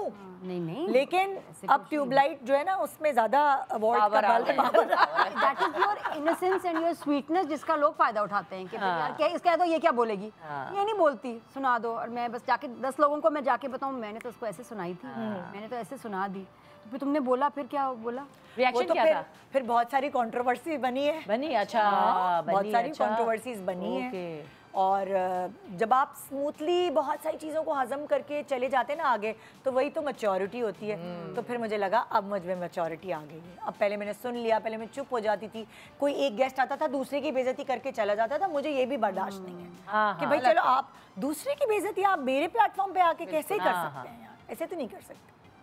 सो ये है सिनेरियो, हमारे साथ भी देखें, मतलब कि होता है, निदा के साथ भी होता है, सब हमारे साथ भी होता है, और साइमा के साथ तो ज्यादा ही, हाँ अब नहीं होता है तो उसके साथ अब नहीं होता, अब नहीं होता साइमा। मेरे साथ ऐसा हुआ, 2 गेस्ट लाइक में 2 एक्सपर्ट्स थे, एक एक्सपर्ट जो है ना वो अपने आप को बहुत तुरम हाँ समझती, वो कनाडा वगैरह से आई होंगी पढ़ा के, अब आप हर की चीज़ में तो नहीं एक्सपर्ट हो सकते, लेकिन कुछ लोग समझते हैं। दूसरी एक्सपर्ट जो थी वो मासूम थी, लेकिन बेचारी को नॉलेज थी, ऐसी नहीं थी वो। तो वो जो कनाडा वाली एक्सपर्ट है वो अपने इंग्लिश के जोश में वो उन पे फायरिंग करे जा रही थी और वो उनको नीचा दिखा रही थी दूसरी एक्सपर्ट को।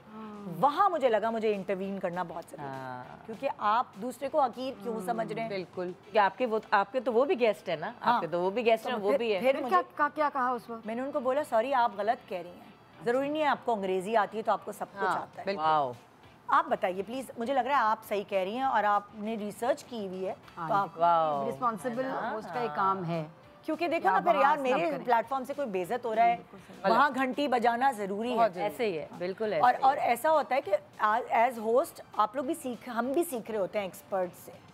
कभी कभार एक्सपर्ट भी गलत बताते हैं और आपको कैसे पता चलता है, आपने इतने सारे लोग अपने शो पे बुलाए होते हैं तो आप भी लिटरेट हो जाते हैं ना, सुन के सही वाली बातें, तो फिर आपको उनको कन्फ्रंट करना जरूरी है। और किसी को भी राइट नहीं है किसी दूसरे के ऊपर इस तरह से बात करने का। नहीं, क्यों करे भाई, कोई इंसल्ट नहीं कर सकता किसी की। और घंटी ना हर लिहाज से घंटियां होती हैं, जैसे कि झूठ बोलना, अगर कोई आपसे झूठ बोल रहा है बार बार, बहुत बड़ी घंटी है झूठ, वो भी मुझे तो बहुत कोफ्त होती है कि कोई झूठ बोल रहा है ना, वो मुझसे बर्दाश्त नहीं। मैं कहती हूँ, हम दोनों मियाँ बीवी का है कि कुछ भी बड़ी से बड़ी गलती हो गई वो सच बता दो, वो रिएक्शन हमारा नहीं आएगा, हमारा झूठ पे कोई रिएक्शन आता है हमारे देखो कभी कभार मियाँ की घंटी बजाना भी जरूरी होती है। हाँ, मैं भी बजाऊंगी तो सबको वो तो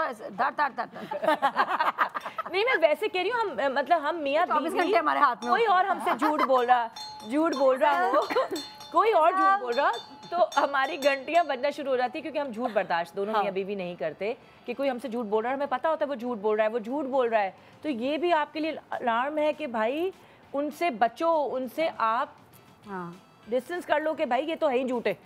अक्सर ऐसा होता है कि कभी कभार आपको रेड फ्लैग्स नज़र नहीं आ रहे होते। फॉर एग्जांपल अगर हस्बैंड का कोई दोस्त है, उसको रेड फ्लैग्स नज़र नहीं आ रहे होते, बीवी को नज़र आ जाते हैं या माँ बाप को नज़र आ जाते हैं बच्चों के दोस्तों के रेड फ्लैग्स, और वहाँ वो बीवी या माँ बाप बावर करते हैं अपने बच्चे को या अपने हस्बैंड को, ऐसे ही है, ये जो तुम्हारा दोस्त है ना तुम्हें ज़रूर धोखा दे। ऐसे ही और होता है, और ये बात सच है, और ये होता ही होता है। बीवी अगर बता रही होती है कि आपका दोस्त है, ये मीठी छुरी है या आपके पीठ पे छुरी, और वो 3 महीने बाद 6 महीने बाद वो पता चलता, फिर मैं तुम्हें कैसे पता यार ये मेरे पीठ पे छुरी मारेगा। अब हम ये घंटियों की बात करेंगे। अब इस घंटी पर आए कि आपने अपने स्पाउस या आपने अपने बच्चे या कोई भी आपका रिलेशन ऐसा हो, उनके आपने दिमाग की घंटी बजाई हो कि ये जो तुम्हारे साथ है ये सही नहीं है तुम्हारे लिए। ऐसे ही। चलो जी बताओ। तुमने अपने बच्चों की बोलती हूँ, और जिन जिन का बोला है उसका एक चाइल्डहुड फ्रेंड था, जबकि चाइल्डहुड फ्रेंड के बारे में कहने में भी बंदा 10 दफ़ा सोचता है, लेकिन बस अच्छी वाइब नहीं आती थी मुझे उससे। मैं कहती थी अब उसका है, बचपन का दोस्त है, अब क्या मैं बोलूँ, उसको भी बुरा लगता था। आपको नहीं पता मामा, जैसे ऐसे बोलते हैं, आपको क्या पता। मैंने कहा देख लो बेटा, मैं अब तुम बड़े हो रहे हो और कहीं ना कहीं कोई ना कोई डस पड़ेगी तुम्हें गंदी वाली।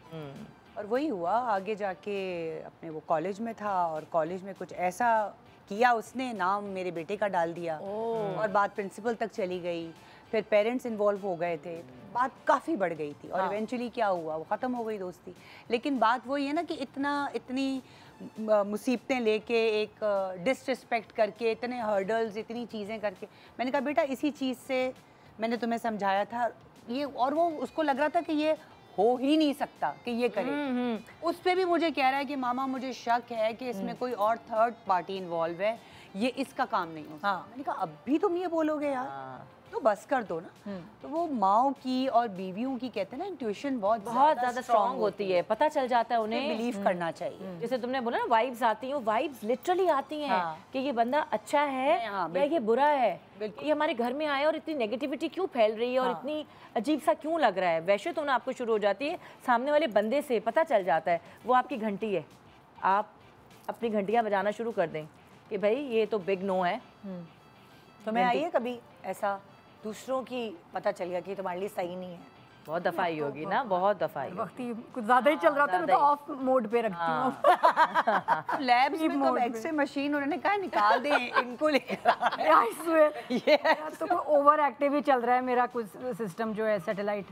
मैं तो हाँ जैसा मैं नादिया को लोगों की पहचान है यार, मैं बहुत सोचती हूँ हर वक्त, और इतनी फिक्रें रहती है ना, उधर अलीज़े की, इधर कीनू की, और मुझे पता होता है कि यार ये ना हो जाए, वो ना हो जाए। जैसे दरवाजा लेके जा रही, दरवाजा खोलना, देखना रोड पे ना भागे, फिर मैं कैमरे से देखूंगी कि वाकई रोड पे भागा वो। तो इस तरह की चीज़ें ना हर वक्त मेरा ध्यान रहता है कि यार ये देख लो, वो देख लो। फैसल जो है ज़्यादा आई थिंक घंटी बजाते हैं इस तरह से कि मुझे बता देते हैं, मैं अपना नहीं बस देखती, बाकी सबको देख रही होती हूँ, तो वो मुझे बता देते हैं कि तुम वाई यू शाउटिंग कहती, और मैं अब क्या कहती हूँ, मैं शाउट कर रही हूँ। मैं क्यों शाउट कर रही हूँ, सॉरी मैं शाउट कर रही हूँ, तो मैं बिलीव करती हूँ कि यार मुझे अंदाज़ा नहीं था, लेकिन मैं ऊंचा बोल रही हूँ किसी वजह से, अजान को डांट गया या कुछ, तो मैं ऊंचा ऊंचा बोल रही हूँ, या वो कहेंगे कि यार तुम रूट बोल रही हो, फिर मैं कहती हूँ अच्छा मैं रूट बोल रही हूँ। अब मैं वो नहीं करती कि तुम्हें तो हमेशा लगता है ये एक्सेप्टेंस होना बहुत ज़रूरी है। अब मेरे अंदर ये चेंज आया है कि अब वो अगर मुझे मैसेज करेंगे ना कि यार ये तुमने बड़े मुझसे रूट टोन में बात की, तो मैं फ़ौरन सुनूंगी या वॉइस नोट या सोचूंगी, मैं कहती हूँ oh I am sorry I didn't mean it, मैं हो गई होंगी किसी और जोन में होंगी और मैंने आपसे रूट बात। मगर मर्द ये क्यों समझते हैं कि हम नेगेटिव हो रहे हैं या हम इतना ज़्यादा उसको ले रहे हैं कि नहीं ये तो बंदा वाइब्स अच्छी नहीं आ रही। मर्द हर चीज़ को पॉजिटिव क्यों ले रहा होता है, उनकी घंटियां नहीं बज रही होती और औरतों की घंटियां ज़्यादा बज लेकिन रही ये देखो कि होती दिस हैं। Is a very different kind of घंटी कि आपको एक कोई वार्न किया जा रहा है कि क्या ऑब्वियसली अगर मैं चीखी हूँ या मैं रूड हुई हूँ तो मेरा अपना भी सिस्टम ठीक नहीं चल रहा। बिल्कुल बिल्कुल मेरी इंटेंशन ही नहीं थी, लेकिन मैंने एक नॉर्मल सी बात की है ना, Exactly. अरे यार वो देखो गैस का बिल आ गया, ऐसे चीजें exactly. देखो कहीं ना कहीं वेस्ट हो रही है, तो ये बात मैं आराम से भी कर सकती थी। Exactly. Then he makes me realise कि तुम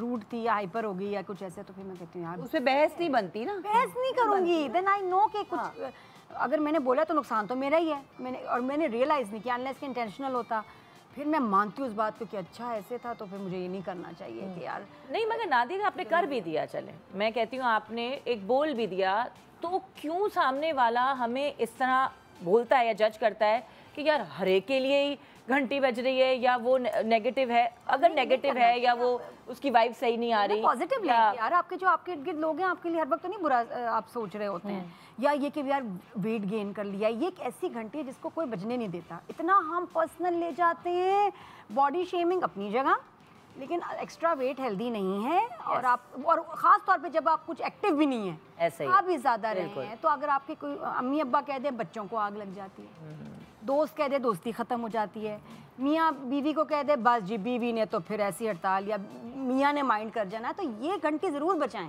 बड़े आराम से कहते हैं कि यार you need to be more active, तुम जरा गेन कर रही हो, I am worried for you. Yes exactly, बिल्कुल बिल्कुल। तो थोड़ा सा या अच्छा एक और तरीका इस बात का ना लोगों ने वतीरा बना लिया, ये सही कह रही है बहुत हंगामा कि लाइक अगर अपने आप को दुबला रख रही हूँ तो उसमें बहुत क्रेडिट मेरे मियाँ का है। ऐसे ही है, ऐसे ही है। वो घंटी बजा रहा है ना, मेरी वजन बढ़ रहा है, बुरा लगने के कॉन्शियस अच्छा लगना चाहिए, लेकिन अच्छा क्रिटिसाइज जो क्रिटिसिज्म है वो ले रही हो ना, और शायद वो बोलने का तरीका भी अलग है, ऐसे ही है। हर वक्त डिसरिस्पेक्ट नहीं कर सकते ना, तरीके से बता दो यार कि मुझे तुम्हारी फिक्र है, वेट गेन हो रहा है, थोड़ा सा एक्टिव हो जाओ, वॉक करो। हम तो मियाँ बीवी एक दूसरे को बोलते हैं कि नहीं नहीं अब तुम्हारा वेट गेन हो गया। अच्छा मेरे मियाँ क्या कहते हैं, वॉक करो, एक आध दफा तो बोल देता है, उसके बाद जब मुझे ऐसा लगता है जो आप अगर आपके घर में हेल्दी खाना बन रहा है ना, तो आपको थोड़ी देर बाद शर्म आ जाएगी कि यार मैं भी हेल्दी। इसका एक और तरीका है जो काम करता है, जो खवातीन होती हैं जो फौरन ऑफेंड हो जाती हैं, उनको आप कैसे कह सकते हैं, हस्बैंड्स को मैं भाई हूँ आपको बता रही हूँ, अब बेगम ने गेन किया, आप आके बैठे, आप कहें यार मैंने वेट गेन कर लिया है, अच्छा नहीं लग रहा हूँ, मैं ऐसा कर रहा हूँ कि मैं एक्सरसाइज शुरू कर रहा हूँ और मेरा तो तुम ना रात की रोटी बंद कर दो, मुझे नहीं अच्छा लग रहा, तुम बिल्कुल ठीक हो लेकिन मैं ना मुझे आई नीड टू लूज, तो एक 100% बीवी कहेगी नहीं नहीं मैं कहाँ से ठीक हूँ, मैंने तो खुद गेन किया हुआ है। नहीं नहीं तुम परफेक्ट हो, तुम इतनी जल्दी गेन नहीं करती ना। मेरा जो मेटाबॉलिज्म मनहूस अपने आप को ही सुनाएं आप, तो बेगम को होगा कि नहीं यार ये तो अपनी बेइज्जती कर रहा है, रिवर्स है ये रिवर्स उसको साइकोलॉजी फील होगा कि, और वो कहे एडमिट करेंगे कि नहीं यार आप तो ठीक है, मैं गेन कर रही हूँ, तुम तो मैं स्मार्ट दिख रहे हो और मैं उसमें तुम मुझे कह रहे हो कि मैं 4 दिन उनके साथ जाएं फिर बेशक एकदम छुट्टी कर लें, लेकिन उनको तो जरा ऑन करवाएं ना एक्सरसाइज और वो डाइट, तो वो शुरू हो जाता है कि उनको रियलाइजेशन होती है। But this is the most positive way मैंने आजमाया है। हाँ, लोग बुरा मानते हैं, मैंने अलीज़ा लेजी हो रही है, मैं जिम जाना शुरू कर दूंगी, वो भी शुरू हो गई। अच्छा मेरा ये होता है कोई नहीं जा रहा, मैं गई जिम, फैसल पीछे, लीजे पीछे, सब लाइन से फिर चले। मैंने देखा है, मैं खैर अब जानती भी हूँ जहाँ हस्बैंड्स इतने फिट हैं और बीवियाँ जो हैं उन्होंने वेट गेन किया हुआ है और वो देख के भी नहीं करती। देखो ये एक शौक होता है अंदर, ये नहीं होता कि मैं अपने हस्बैंड के लिए करूँ, अपने लिए होता है सबसे बड़ी बात। तो मैंने बहुत ऐसे लोगों को भी देखा है कि उनके हस्बैंड इतने खिला रहे होते हैं और वो जॉगिंग पे भी जा रहे हैं, साइकिलिंग भी बीवियों को खिला रहे हैं। नहीं बीवियों यार वो मतलब गन पॉइंट पे तो नहीं खिला रहे ना, खुद खा रही हैं, लेकिन खुद से रियलाइज नहीं होता यार कि मेरा वेट बढ़ इसका गया। तरीका है साइमा, आप कोई वीडियो लगाएं और कहें यार ये देखो, साइमा मेरी एग्जाम्पल, यार ये देखो कितनी स्मार्ट हो गई है, इसने क्या डाइट की है इसने, ये देखो एक्टर, इसको याद है देखो पहले ऐसी थी अब ऐसी होगी, एक्सीलेंट, बहुत अच्छी लग रही है, तब भी शायद शर्म आ जाए। नहीं कुछ लोगों को आ जाती है नादिया, मैं आपको बताऊं कुछ लोगों को मैं जानती हूँ ऐसे लोगों को नहीं आएगी, वो उनको कुछ और सोचना पड़ेगा। और उनके मियाँ को मैंने खिलाते हुए देखा है, वो खुद इतने फिट हैं और अपनी बीवियों को ठुसा ठुसा के खिलाते हैं। उनको अच्छी लगती होंगी वैसे ही। नहीं देखो हर किसी की खुशी का क्राइटेरिया अलग है, कुछ औरतों को और कुछ खाने से ही औरतें खुशी मिलती है। गलत तो है इसलिए ना? अगर गलत आदमी है मगर। आदमी जो है ना, मगर उनको ये गलत लगता है। है कि अगर उनको बीवी को खुशी देनी है तो खाना खिलाने ले जाओ। लेकिन खाना गलत है लाइक ना, मेरी ये कितने मेरी जो खाने- छोटी आप जो बहन बात है करो ना, उसको खाने से शर्मिंदा खुशी नहीं वो चाहते होंगे जल्दी बस वीज़ा लग जाए उसका। हाँ। मैं आपको सच बता रही हूँ, सबके खुशी का क्राइटेरिया अलग होता है। किसी को डायमंड्स ला दो, किसी को घुमाने ले जाओ, किसी को खाना खिला दो। ये तो प्यार नहीं। इंसान ये तो की प्यार दुश्मनी खुशी है का। ये तो हाँ, यार। ये बताओ, है। हेल्थ ये पॉइंट तो ऑफ health व्यू point इतना of view डेंजरस, दुश्मनी सारी है। बीमारियों की जड़ है आपका एक्स्ट्रा वेट। और उसके बाद ये कि अगर आपको जो मैं देखा है कि कभी आपको सर्जरी की जरूरत पड़ेगी ना, आपको कोई डॉक्टर ऑपरेट ही नहीं करेगा। हाँ। इतनी बड़ी बीमारी थायराइड्स आपको हो जाते हैं, घुटने आपके तकलीफ कर रहे हैं और आप हर वक्त हॉस्पिटल के चक्कर लगा रहे हैं और आप खा रहे हैं। मैंने देखा है, मैं जानती हूँ लोगों को, और आप हर वक्त हॉस्पिटल के चक्कर लगा, अब ये हो गया, रियलिटी अब ये हो गया, हर बंदी को फिट, हर बंदे को, हर हस्बैंड को फिट बीवी चाहिए। Yes exactly. और हर बीवी को फिट हस्बैंड भी चाहिए। बिल्कुल बिल्कुल, दोनों चीजें। एक ब्रेक के बाद आइए ये घंटियां भी है, बजाते ये भी है, ये हैं, है ना?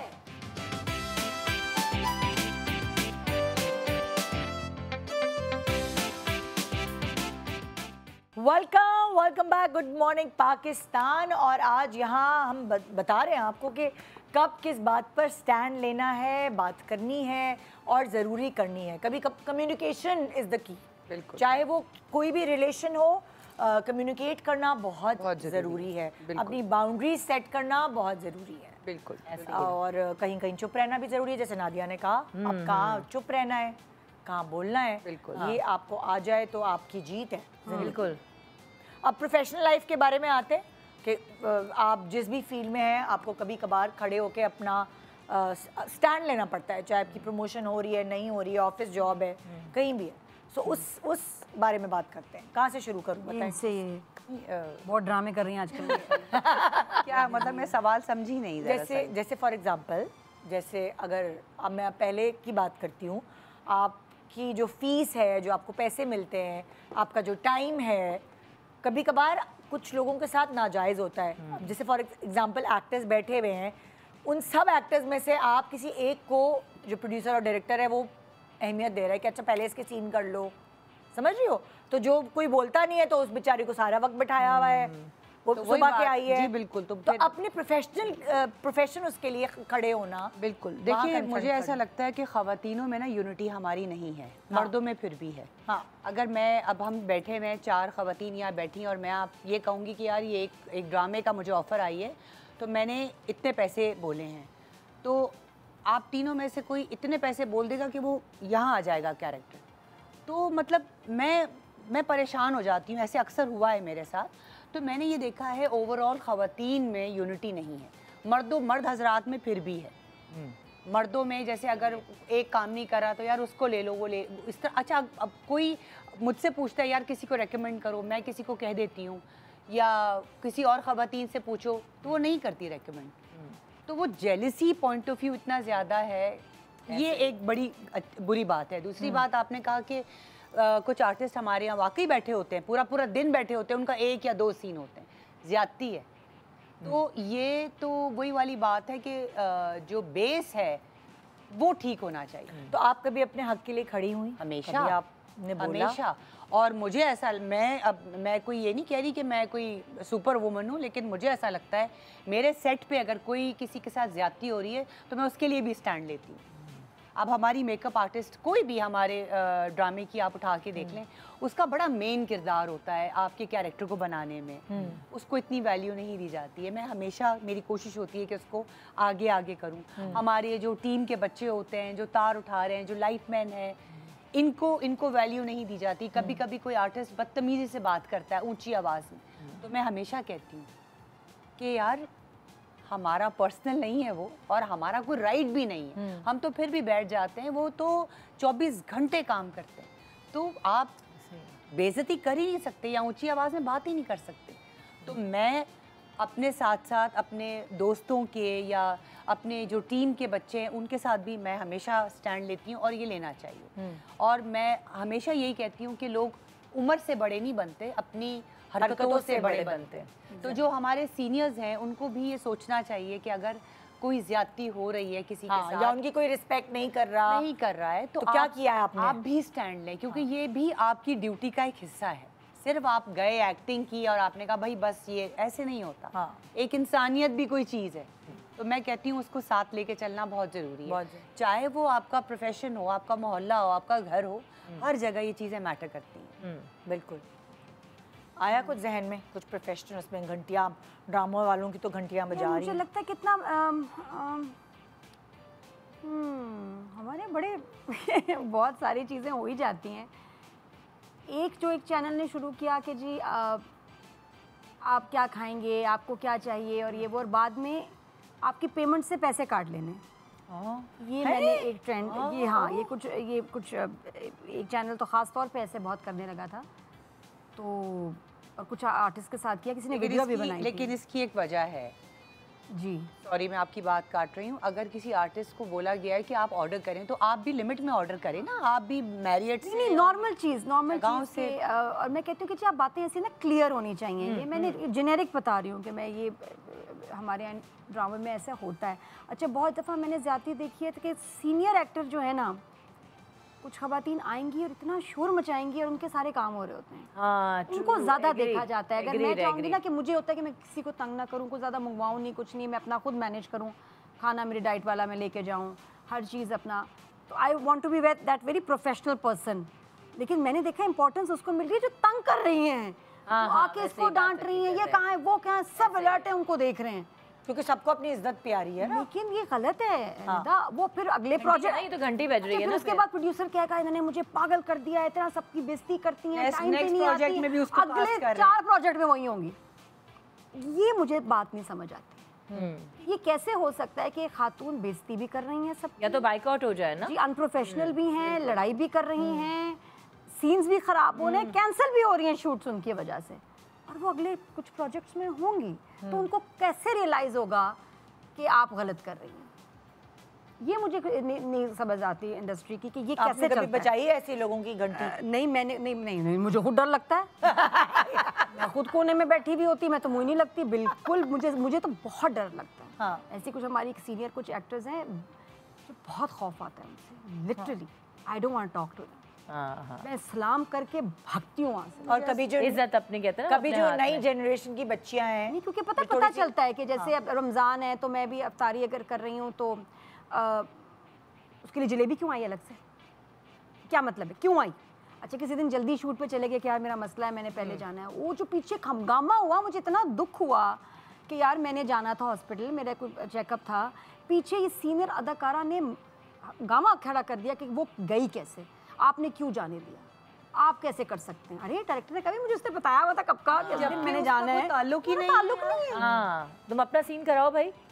तो इस तरह की कंपैरिजंस, और ये मुझे लगता है कि अगर आप में इतने बिटर है ना, तो फिर आप ना काम करें। अच्छा, मुझे आप अकेले रहें। आप फिर इस काबिल नहीं कि आप पब्लिक में या लोगों में रह के काम करें, क्योंकि आप इतनी, एक तो बुरा इंप्रेशन, क्योंकि आप उनकी इतनी इज्जत कर रहे हैं, यार बड़े लोग हैं, बड़ा नाम है इनका, इतने प्यार से मिलते हैं, और सामने से आपको ऐसे आता है ना, तो कहते हैं यार ये बिहेवियर नहीं सूट करता आपको, नॉट एट ऑल।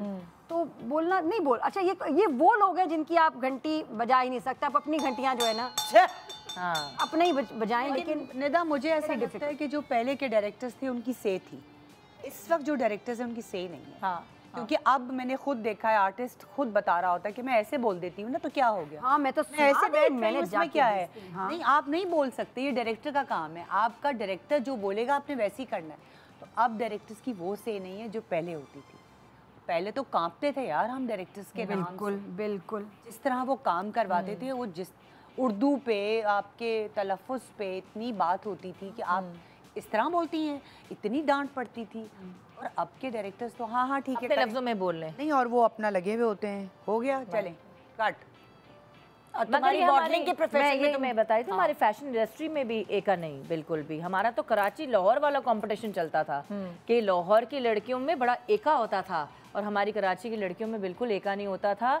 अगर कोई इमरजेंसी लास्ट मिनट पे एक हुआ था फैशन शो पे कि लाहौर की लड़की के साथ वाकई जेन्युइनली इमरजेंसी हुई थी, उसको शो छोड़ के जाना पड़ा, ठीक है। और वो हमें पता था कि उसके साथ जेन्युइन एक था, उसको जाना था क्योंकि उसकी अम्मी के साथ कुछ मसला हुआ था, तो उसको जाना था।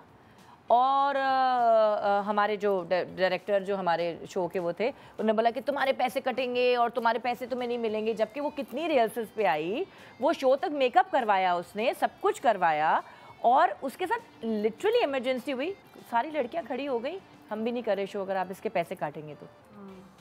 सब एका करके खड़ी हो गई कि हम शो ही नहीं करेंगे अगर आपने इसके पैसे काटे, या आपने इसको अगले वाले, क्योंकि वो हमारा एक वीक था, पूरा वीक चलना था शो, तो हम नहीं करेंगे। उन्होंने बोला ये होता है एका करना, नहीं है ना, एका ही नहीं है हमारे अंदर, और मोनोपोली है, फेवरेटिज्म है कि कोई कुछ, बिल्कुल इनकी बात से मैं एग्री करती हूँ 200% कि जितना जो तंग करेगी, जितना जो एटीट्यूड दिखाएगी, जितना करेगी, उसके ही पीछे लगे रहेंगे। तो ये घंटी है ना, आप उसको रोके ना, आप उसको कहीं तो वो करेंगे आप कि आप उसको, और वो वही उसी को आप है ना आगे पीछे आप उसके हो रहे हैं। तंग करता है ना, उसकी रेपुटेशन सबको पता चल जाती है, और जो चल तो जाता है, काम कर रहा है ना, उनकी रेपुटेशन भी, लेकिन जो तंग करता है ना वो आगे बेचारा फंस भी जाता है अपने ही जाल में, वो खुद ही फंस नहीं, मुझे नहीं लगता, मैं इससे थोड़ा सा डिसएग्री करती हूँ कि मेरे प्रोफेशन में तो ये बिल्कुल ऐसा नहीं है, क्योंकि फंसने वगैरह वाला काम वो आगे से आगे में फंस रहे होते हैं, पुश बाहर नहीं, पुश लेकिन वो खुश भी नहीं। मुझे बस ये होता है कि यार आप खुश क्यों नहीं है ज़िंदगी से, आप अपनी पसंद का काम कर रहे हैं, Exactly. और इस एज में आपको इतना इज्जत मिल रही है, काम मिल रहा है, एंड आई लव इट। आप सेट पे जाते हैं, कितना मज़ा आता है साइमा। मैं तो ये कि एक दिन मैं आपको बताऊँ, आज भी मैं जब भी शो करने जाती हूँ, मैं सबसे पहले बिल्डिंग एंटर होने से पहले मैं कहती हूँ अल्हम्दुलिल्लाह, अल्लाह का शुक्र है कि मैं इस उम्र में भी काम कर रही हूँ। You know, people are watching me, I am busy, I am working, या अल्लाह तेरा करम है। एग्जैक्टली, एवरी डे ऐसे ही ये है मेरा। बिल्कुल, निकलते वक्त अल्हम्दुलिल्लाह आई फील कि यार मैं डिजर्व नहीं करती, और अल्लाह का शुक्र है आज मेरे पास काम है। ऐसे ही है। और ये जो खवातीन जिनको इतना कुछ मिल रहा है, they not grateful, not happy. कितनी बुरी बात है। आप निकले, आप खुश। पहले हमारे सीनियर एक्टर्स आते थे, किनको मिठाइयाँ लेके आ रहे हैं, सही बात है। वो राजू जमील आते थे, था। डेली मिठाई लाते थे कुछ खाने को। तो मैंने कहा क्या, मैं राजू डैडी उनको कहती थी कि आप ये रोज क्यों स्वीट्स लेके आए? कहते हैं मैं इतना खुश होता हूँ कि मैं घर से निकला हूँ, मैं काम कर रहा हूँ, इतना मजा आएगा, आई लव इट। ऐसे तो ये होता है कि काम को एंजॉय करें, वरना ना घर से निकलें, या फिर घर में ही रहें। हाँ, तो आप दूसरों का भी दिन खराब करते हैं। बिल्कुल ऐसा ही है। चाहिए घंटियाँ बजाओ। ऐसे लोगों को मैं नहीं कह सकती, लेकिन प्लीज मेरे आसपास के लोग तो कहें ना। हाँ। हमारे तो कपड़े हम लोग फिटिंग्स कराते थे ना, ख्वारी कर रहे हैं और आके ना चेंज करके टैग है ना, ये इधर चेंज कर लिया और अपना वाला जोड़ा लगा दिया दूसरा। हम पागल हैं, हम बिल्कुल पागल हैं। हाँ, और फिर डिज़ाइनर भी उनको कुछ नहीं कहता था कि उन्होंने ये चीज़ कर दी है। तो ये एक रेड फ्लैग और एक घंटी है ना कि भाई कोई तो रोकेगा, हम कितनी घंटियां बजाएंगे, तो आगे किसी को तो स्टेप उठाना कभी नहीं बजाई घंटी, किसी से फड्डा नहीं हुआ मॉडलिंग की फील्ड में? नहीं, मेरा मतलब उस तरीके से फड्डा नहीं हुआ। हाँ, तू मैं तो हुई है, ऐसे नहीं है कि मैंने बिल्कुल तू मैं नहीं करी है, बिल्कुल की है। भाई आप टाइम दे रहे हैं, अपनी ख्वारी कर रहे हैं, आप रिहर्सल्स कर रहे हैं। हमारे पहले तो 15 रिहर्सल्स होती थी, आप अपना 100% दे रहे हैं और आप 2 मिनट में आपने वो कर दिया। बट मैंने लिए स्टैंड और फिर हुआ भी है मेरे साथ कि मैं स्टैंड लिए, तो फिर वही हुआ है जो मुझे करना था, जो मेरा होना था। करना पड़ता है आपको। अगली घंटी बट अभी घंटी बज रही अगली है। घंटी मैं बता देती हूँ कि किस हवाले से टॉपिक, बच्चों की पढ़ाई को लेके, स्कूल्स को लेकर, उनकी घंटियां बजाना। बिल्कुल सही है, उस्ताद का एक बहुत बड़ा दर्जा होता है, लेकिन माँ बाप को चेक रखना पड़ता है, क्योंकि आजकल स्कूलिंग, ट्यूशन, ये सब ना पैसा कमाने की मशीन बन गए। और मेरे पास वो वाले साथी नहीं रहे जो एक ज़माने में होते थे। तो वो हर एज के बच्चे माशाल्लाह पाए जाते हैं मेरे घर में। तो मैं तो बैठ के उनकी काउंसलिंग ही कर रही होती हूँ कि अभी पढ़ लो, अभी नाम बना लो, फिर लेट एजेस में सुकून से बैठ के खाना। अभी अगर आराम किया तो आगे जाके बहुत परेशानी होगी। तो अभी मैं इनको यही बताती हूँ, बेटा मेहनत करो, ये छोड़ दो ये फ़ोन, और ये कोई एक्टिविटी करो, पढ़ाई करो, अच्छे ग्रेड्स लेकर आओ, गोल्स अपने सेट करो, क्या करना है फ्यूचर में। तो वो करते रहते हैं और बस। लेकिन ये कि अब की जो जेनजीज हैं उन पे अपनी घंटी बजानी पड़ती है। जैसे तो मैं आपको एक मिसाल दूंगी, शायद सवाल नहीं समझे आप लोग। मेरे बच्चे जिस स्कूल में पढ़ते थे वो बहुत सख्त स्कूल था, और वो इस मामले में उसकी प्लस पॉइंट ये था, वो बहुत सख्त था। जो मेरे बेटे ने एक दफ़ा कंप्लेन की, वो छोटा था, कि उसकी मैथ्स की टीचर मर्मरिंग करती हैं, गंदी गंदी गालियाँ देती हैं, बच्चों को कान में आवाज़ आती है, और उसने मुझे आके शिकायत की। सारे बच्चों ने अपनी माँ को शिकायत की थी, किसी की हिम्मत नहीं हो रही थी कि वो प्रिंसिपल से उस टीचर की शिकायत करे। उनको लग रहा था बच्चों के नंबर काट लेंगी वो टीचर। तो मुझे ऐसा लगा हो कि भाड़ में जाए नंबर, मेरे बच्चा वो गालियाँ क्यों सुन रहा है, वो भी टीचर से। आज वो टीचर से सुन रहा है, कल कहेगा टीचर कह रही है तो मैं कह दूँ कोई बुरी बात नहीं है इसमें, अगर मुझे गुस्सा आ रहा है तो मैंने प्रिंसिपल से जाके शिकायत की। मैंने स्टैंड लिया, उस वक्त सारी माएँ एक तरह, मैं अकेली थी। मैंने स्टैंड लिया, मैंने बोला देखिए ये मेरे बेटे ने शिकायत की है और ये गलत है। वो चाहे आपकी कितनी भी पुरानी टीचर हो, उनको गुस्सा आ रहा है, वो बुढ़ी हो गई है, वो गंदी गंदी गालियाँ बच्चों के आगे मर्मरिंग भी नहीं कर सकती, मतलब अंदर अंदर बोलना जो कि बच्चों तक कान में जा रही है, तो ये दिस इज रॉन्ग, हमारे बच्चे गलत सीख रहे हैं। तो उनको तो यकीन ही नहीं आया, तो फिर बाकी बच्चों को भी बुलाया गया। बच्चों ने डरते डरते बोला जी वो ऐसा करती हैं, वरना मेरा बच्चा ही झूठा साबित हो जाता। जाहिर सी बात है। तो मैंने स्टैंड लिया, उन टीचर को हटाया वहाँ से। बिल्कुल, वो उनकी पुरानी थी, कहेंगे असल में वो चाहती हैं कि वो सारे बच्चों के अच्छे नंबर आए। मैंने कहा अच्छे नंबर इन गालियों से नहीं आएंगे भाई। बिल्कुल बिल्कुल, इस तरह का स्टैंड तो मैंने नहीं लिया। वही मैं आपसे पूछ रही, मैं ये सवाल नहीं समझी थी। बिल्कुल ये बात है, जो मेरा छोटा बेटा है उसकी एक टीचर थी जो कि आप वाली बात है कि वो कुछ ज़्यादा बोल जाती थी, और पता नहीं क्यों उनको मेरा ही बेटा शायद टारगेट था कि वो बहुत ज़्यादा पॉइंट आउट करती थी उसको और उसके पीछे लगी रहती थी। अक्सर मुझे मेरे बेटे ने बताया तो मैं कहती थी कोई बात नहीं बेटा, आप टीचर है, आप इज़्ज़त करो, ये करो। लेकिन फिर उसने आके मुझे बताया कि मामा मैं अब डिस्टर्ब होने लगा हूँ, जब वो आती हैं या उनका पीरियड होता है तो मैं अपसेट हो जाता हूँ, तो मैं डिस्ट्रैक्ट होने लगता हूँ क्योंकि उनका टारगेट मैं ही होता हूँ। फिर उन्होंने क्या किया, जो टीचर थी उन्होंने कॉपी उठा के ना कोई बात समझा रही थी शायद वो, जबकि वो सुन रहा था, तो उन्होंने मेरे बेटे को कहा कि तुम सुन नहीं रहे हो, आप तुम्हारा ध्यान इधर उधर है। तो उन्होंने जाके ना बुक मारी उसके सर के ऊपर, यूँ बहुत ज़ोर से मारी। तो आके जब उसने मुझे ये बात बताई ना तो फिर मैं पहुंच गई थी प्रिंसिपल के पास। मैंने प्रिंसिपल से कहा, मैंने कहा मैंने अपने बेटे को नहीं मैं मारती हूँ तो वो उनका क्या राइट है, आप मुँह से बात करें। फिर मैंने सारी बात उनसे की कि मेरा बेटा काफ़ी टाइम से डिस्टर्ब है और वो कह रहा था कि मैं ही टारगेट हूँ, मुझे ही बातें सुनाती हैं और मुझे सबके स्टूडेंट्स के सामने ऐसी इंसल्ट करती हैं जैसे मतलब मुझे कुछ आता ही नहीं है। तो वो मैंने कहा इतनी डिसरिस्पेक्ट क्यों, कोई पर्सनल कोई ग्रज है तो मुझे बताएं। फिर उन्होंने आके एक्सक्यूज़ किया, लेकिन फिर मैंने उनसे कहा कि ये या तो आप मेरे बेटे का सेक्शन चेंज करें या ये टीचर को कुछ करवाएं, क्योंकि माएँ ना स्टैंड नहीं लेती हैं इस डर से कि हमारे बच्चों के नंबर ख़राब आएंगे, टीचर जो है उसका दिल खराब हो जाएगा। और पता है माओ को ना ये गलत है, बच्चों को कहती हैं तुम ही कुछ कर रहे होगे तभी वो इस तरह करती हैं। नहीं, सुनना चाहिए अपने बच्चों के साथ। बच्चे भी शरारती होते हैं बट आपको बच्चों को भी सुनना चाहिए। मेरे बेटे को तो वाइस एक ब्रेक के बाद सुनूंगी तुम्हारे, आप दोनों के जो घंटियां हैं वो ब्रेक के बाद। Good morning.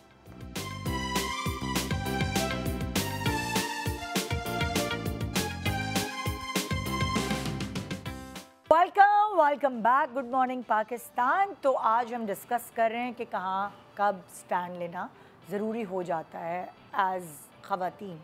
तो आपका रबाब और नादिया आपका दोनों का रह गया वो स्कूल में घंटी बजाना।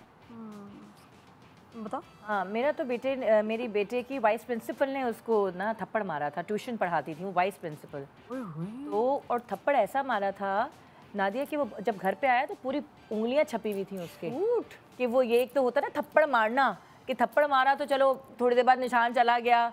वो जब आया है और मतलब वहाँ रोया होगा, डेफिनेटली रोया होगा, जो उसकी आंखें सूजी हुई उसने जब मुझे दिखाया पूरी उनका हाथ छपा हुआ था उसके गाल पे।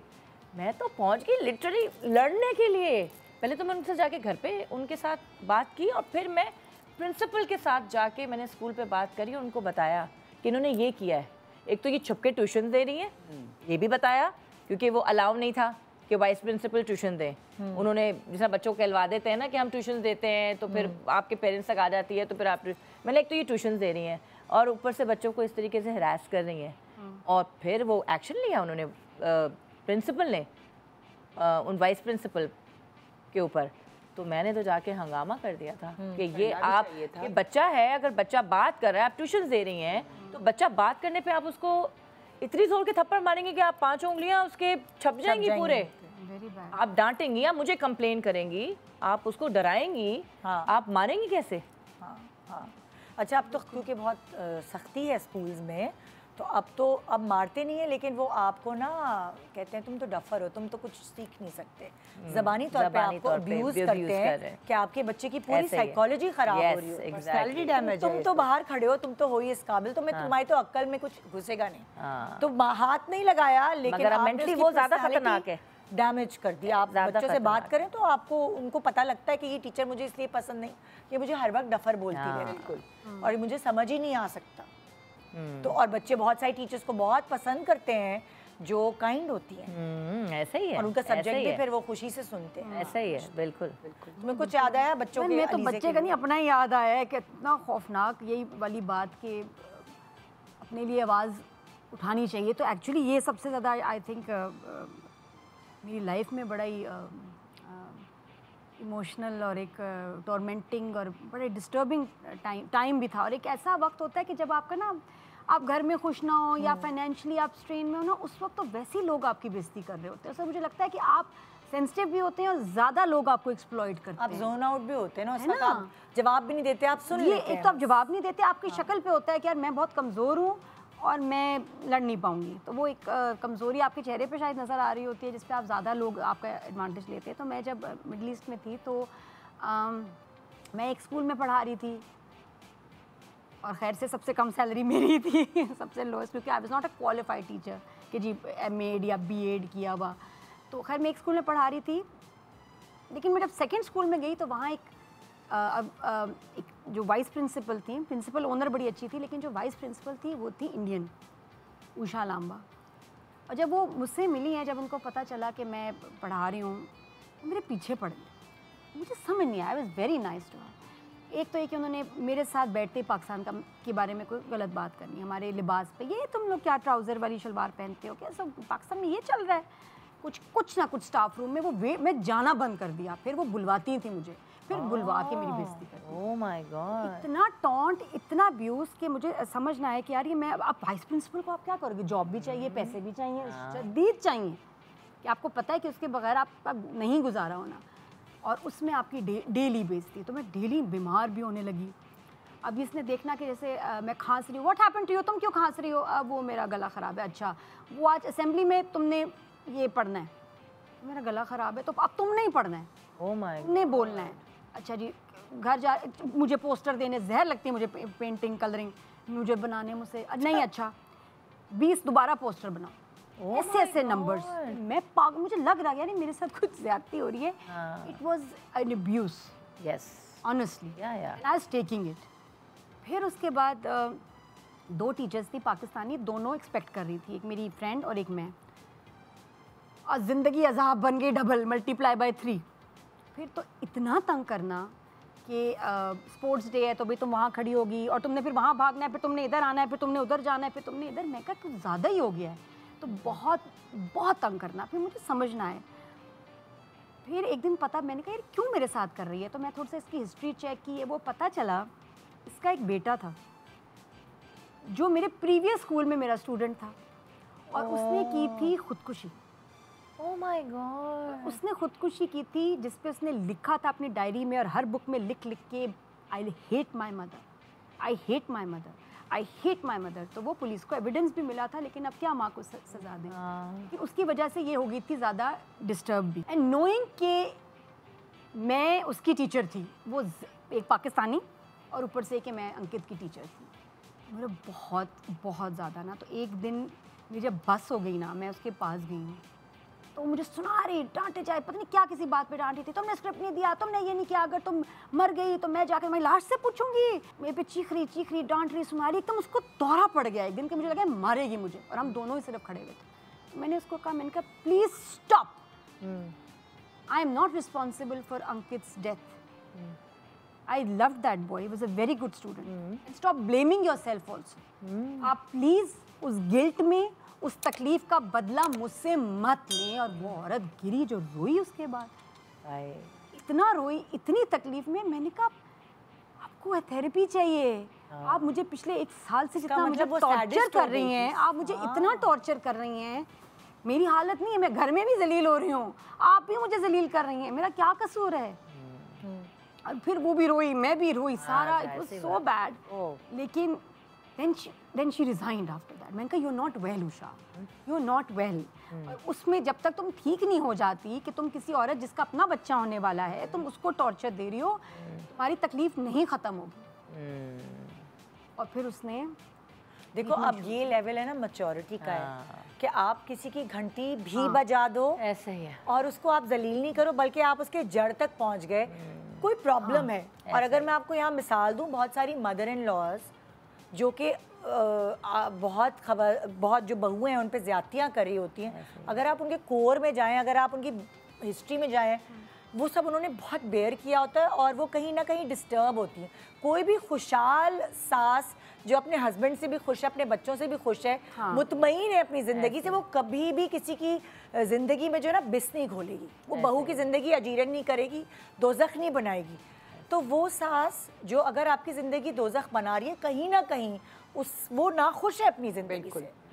तो वो आपकी बात से मैंने पिक किया ये कि जब यही मैच्योरिटी है कि आपको समझ आ जाए, अगर आप किसी की घंटी बजा रहे हैं तो उसको ऐसे बजाएं कि लाइक उसको भी पता चल जाए कि भाई मेरे अंदर क्या प्रॉब्लम है। बिल्कुल ऐसे ही है। इसलिए बहुत सारे लोग आपके साथ जो बुरा कर रहे होते हैं ना, उनका अपना ही कोई मसला भी बहुत सीवियर चल रहा होता है, दे आर वेरी अनहैप्पी, लेकिन आप उनको छोड़ें नहीं, आप उनको प्लीज़ झटका तो उनको दें, they need to wake up, क्योंकि वो वरना सबकी ज़िंदगी अजाब बनाएंगे, सबको टॉर्चर करेंगे, खुद अनहैप्पी होते हैं, दूसरे को भी अनहैप्पी। लेकिन देखो उसको भी चाहते हैं कि तुम समझो मेरी पेन, मेरी सास ने ऐसे किया था, तुम्हें भी वही मगर मैं आपको बताऊं, सॉरी टू कट यू, माएँ भी अपनी औलाद को गलत फीड करती हैं। मैं ये आपको बताऊं, खाली सासें ही नहीं कि चुप माएँ भी नहीं, चुप नहीं रहो, आपको गलत बोलने का बताएंगी कि आप गलत बोलें, या आप या किसी जो हाँ चुप नहीं कराना, वहाँ चुप नहीं कराना जहाँ बोलना है, तुमने दो सुनाई नहीं, एग्जैक्टली नहीं, और वो अभी वो उस स्टेज पे होती भी नहीं है। तो माओं से भी नाजायज़ हो जाता है कि अपनी औलादों को ट्रैक पे वो सही तरीके से नहीं ले, क्योंकि हर दफ़ा अम्मी अब्बा ने घर में कहा नहीं टीचर सही कह रही होगी, तुम गलत। अच्छा बड़े ने ये कहा, जवाब नहीं देना, चुप कर जाओ, कोई बात नहीं, बर्दाश्त करो, कुछ नहीं होता, नहीं बड़े हैं, बड़ों से नहीं बोलना, चाहे गलत भी बहुत दफ़ा हो, लेकिन वो पता है वो कंट्रोल कर कर करके एक्चुअली ये काम आई बात कि हमें पेशेंस आ गया, सब्र आ गया कि नहीं जवाब देना, वो चीज़ें इंस्टॉल ऐसी की हुई है ना, वो नहीं अब कर सकते। लेकिन फिर आप समहाउ आपके अंदर एक हेट्रेड फीलिंग भी आ जाती है, आप ये तो माने, आप बिटर हो जाते हैं, बिटर भी होते हैं, लेकिन देन यू डिसाइड कि नहीं हर जगह नहीं, मुझे कहीं कहीं बोलना है। ऑब्वियसली आप हर जगह तो बोल ही नहीं सकते, लेकिन ये वजह से बेटर होते हैं। लेकिन कहीं कहीं बहुत गलत जगहों पे भी आपको चुप करा दिया जाता है, जो आपको फिर रह जाती है दिल में कि यार वो आपको रह जाता है। ये भी अच्छा मैं नहीं सुनाती, आप सुना देती, मुझे तो ये था मैं नहीं सुना रही अम्मी, फिर आप बोलो। ऐसे ही जब मुझसे नहीं बोला जाता, आपने भी नहीं बोलना, पापा को हमने बताना नहीं है। जब आपको ये पता हो कि अगला जो है वो गलत बात बोल रहा है और मैं फिर भी उसकी बात सुन रही हूँ, तो वो बहुत हेट्रेड हो जाती है। वो है। और वो मेरा हस्बैंड मुझे कहता है दरगुजर करो, अल्लाह पे छोड़ दो। मैंने बोला देखो अल्लाह दिखाएगा, तुम दरगुजर करोगे, तुम्हारे साथ किसी ने कर दिया है या कुछ तुम्हें बहुत तुम हर्ट हो गई हो, तो तुम उसका फैसला अल्लाह पे छोड़ दो। मैंने ठीक है, बात ठीक भी है, हमें अल्लाह पे छोड़ना चाहिए, बट कहीं कहीं बोलना भी पड़ता है यार। बिल्कुल आपको कहीं अपनी बाउंड्रीज करनी पड़ती हैं कि भाई आप कर क्या रहे हो मेरे साथ, आप बोल क्या रहे हो मेरे साथ।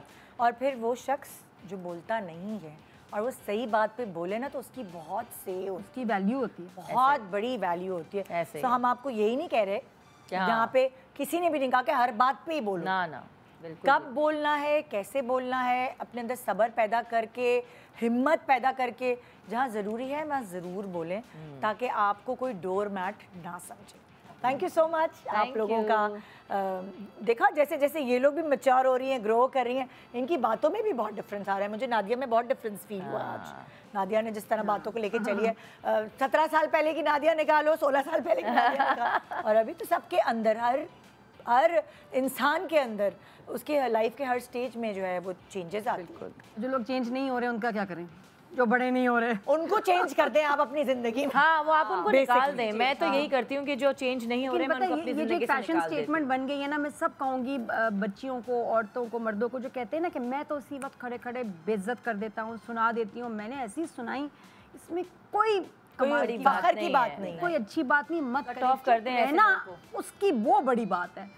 बट चुप रह के सही वक्त पे, बहुत गलत सही वक्त पे दूसरे को उसकी गलती का एहसास दिलाना बगैर बेइज्जत किए। एयरपोर्ट पे देखो कैसे औरतें लड़ रही होती हैं, आप टेलर्स के यहाँ देखो इतनी गालियाँ बदतमीजियाँ चल रही होती हैं, मैं हैरान होती हूँ। मैं कहती हूँ यार आप किस लेवल पे आके आप लोग बात करें, इसमें कोई फ़ख्र की बात नहीं, बहुत शर्म की बात। नहीं, और अगर कोई नहीं सुधर रहा तो उसको अपनी ज़िंदगी से निकाल दें। अगर आपको लग रहा है कि वो सही होने वाला शख्स है ही नहीं, उसको अपनी ज़िंदगी से निकाल दें। गुड मॉर्निंग पाकिस्तान, खुदा हाफिज़।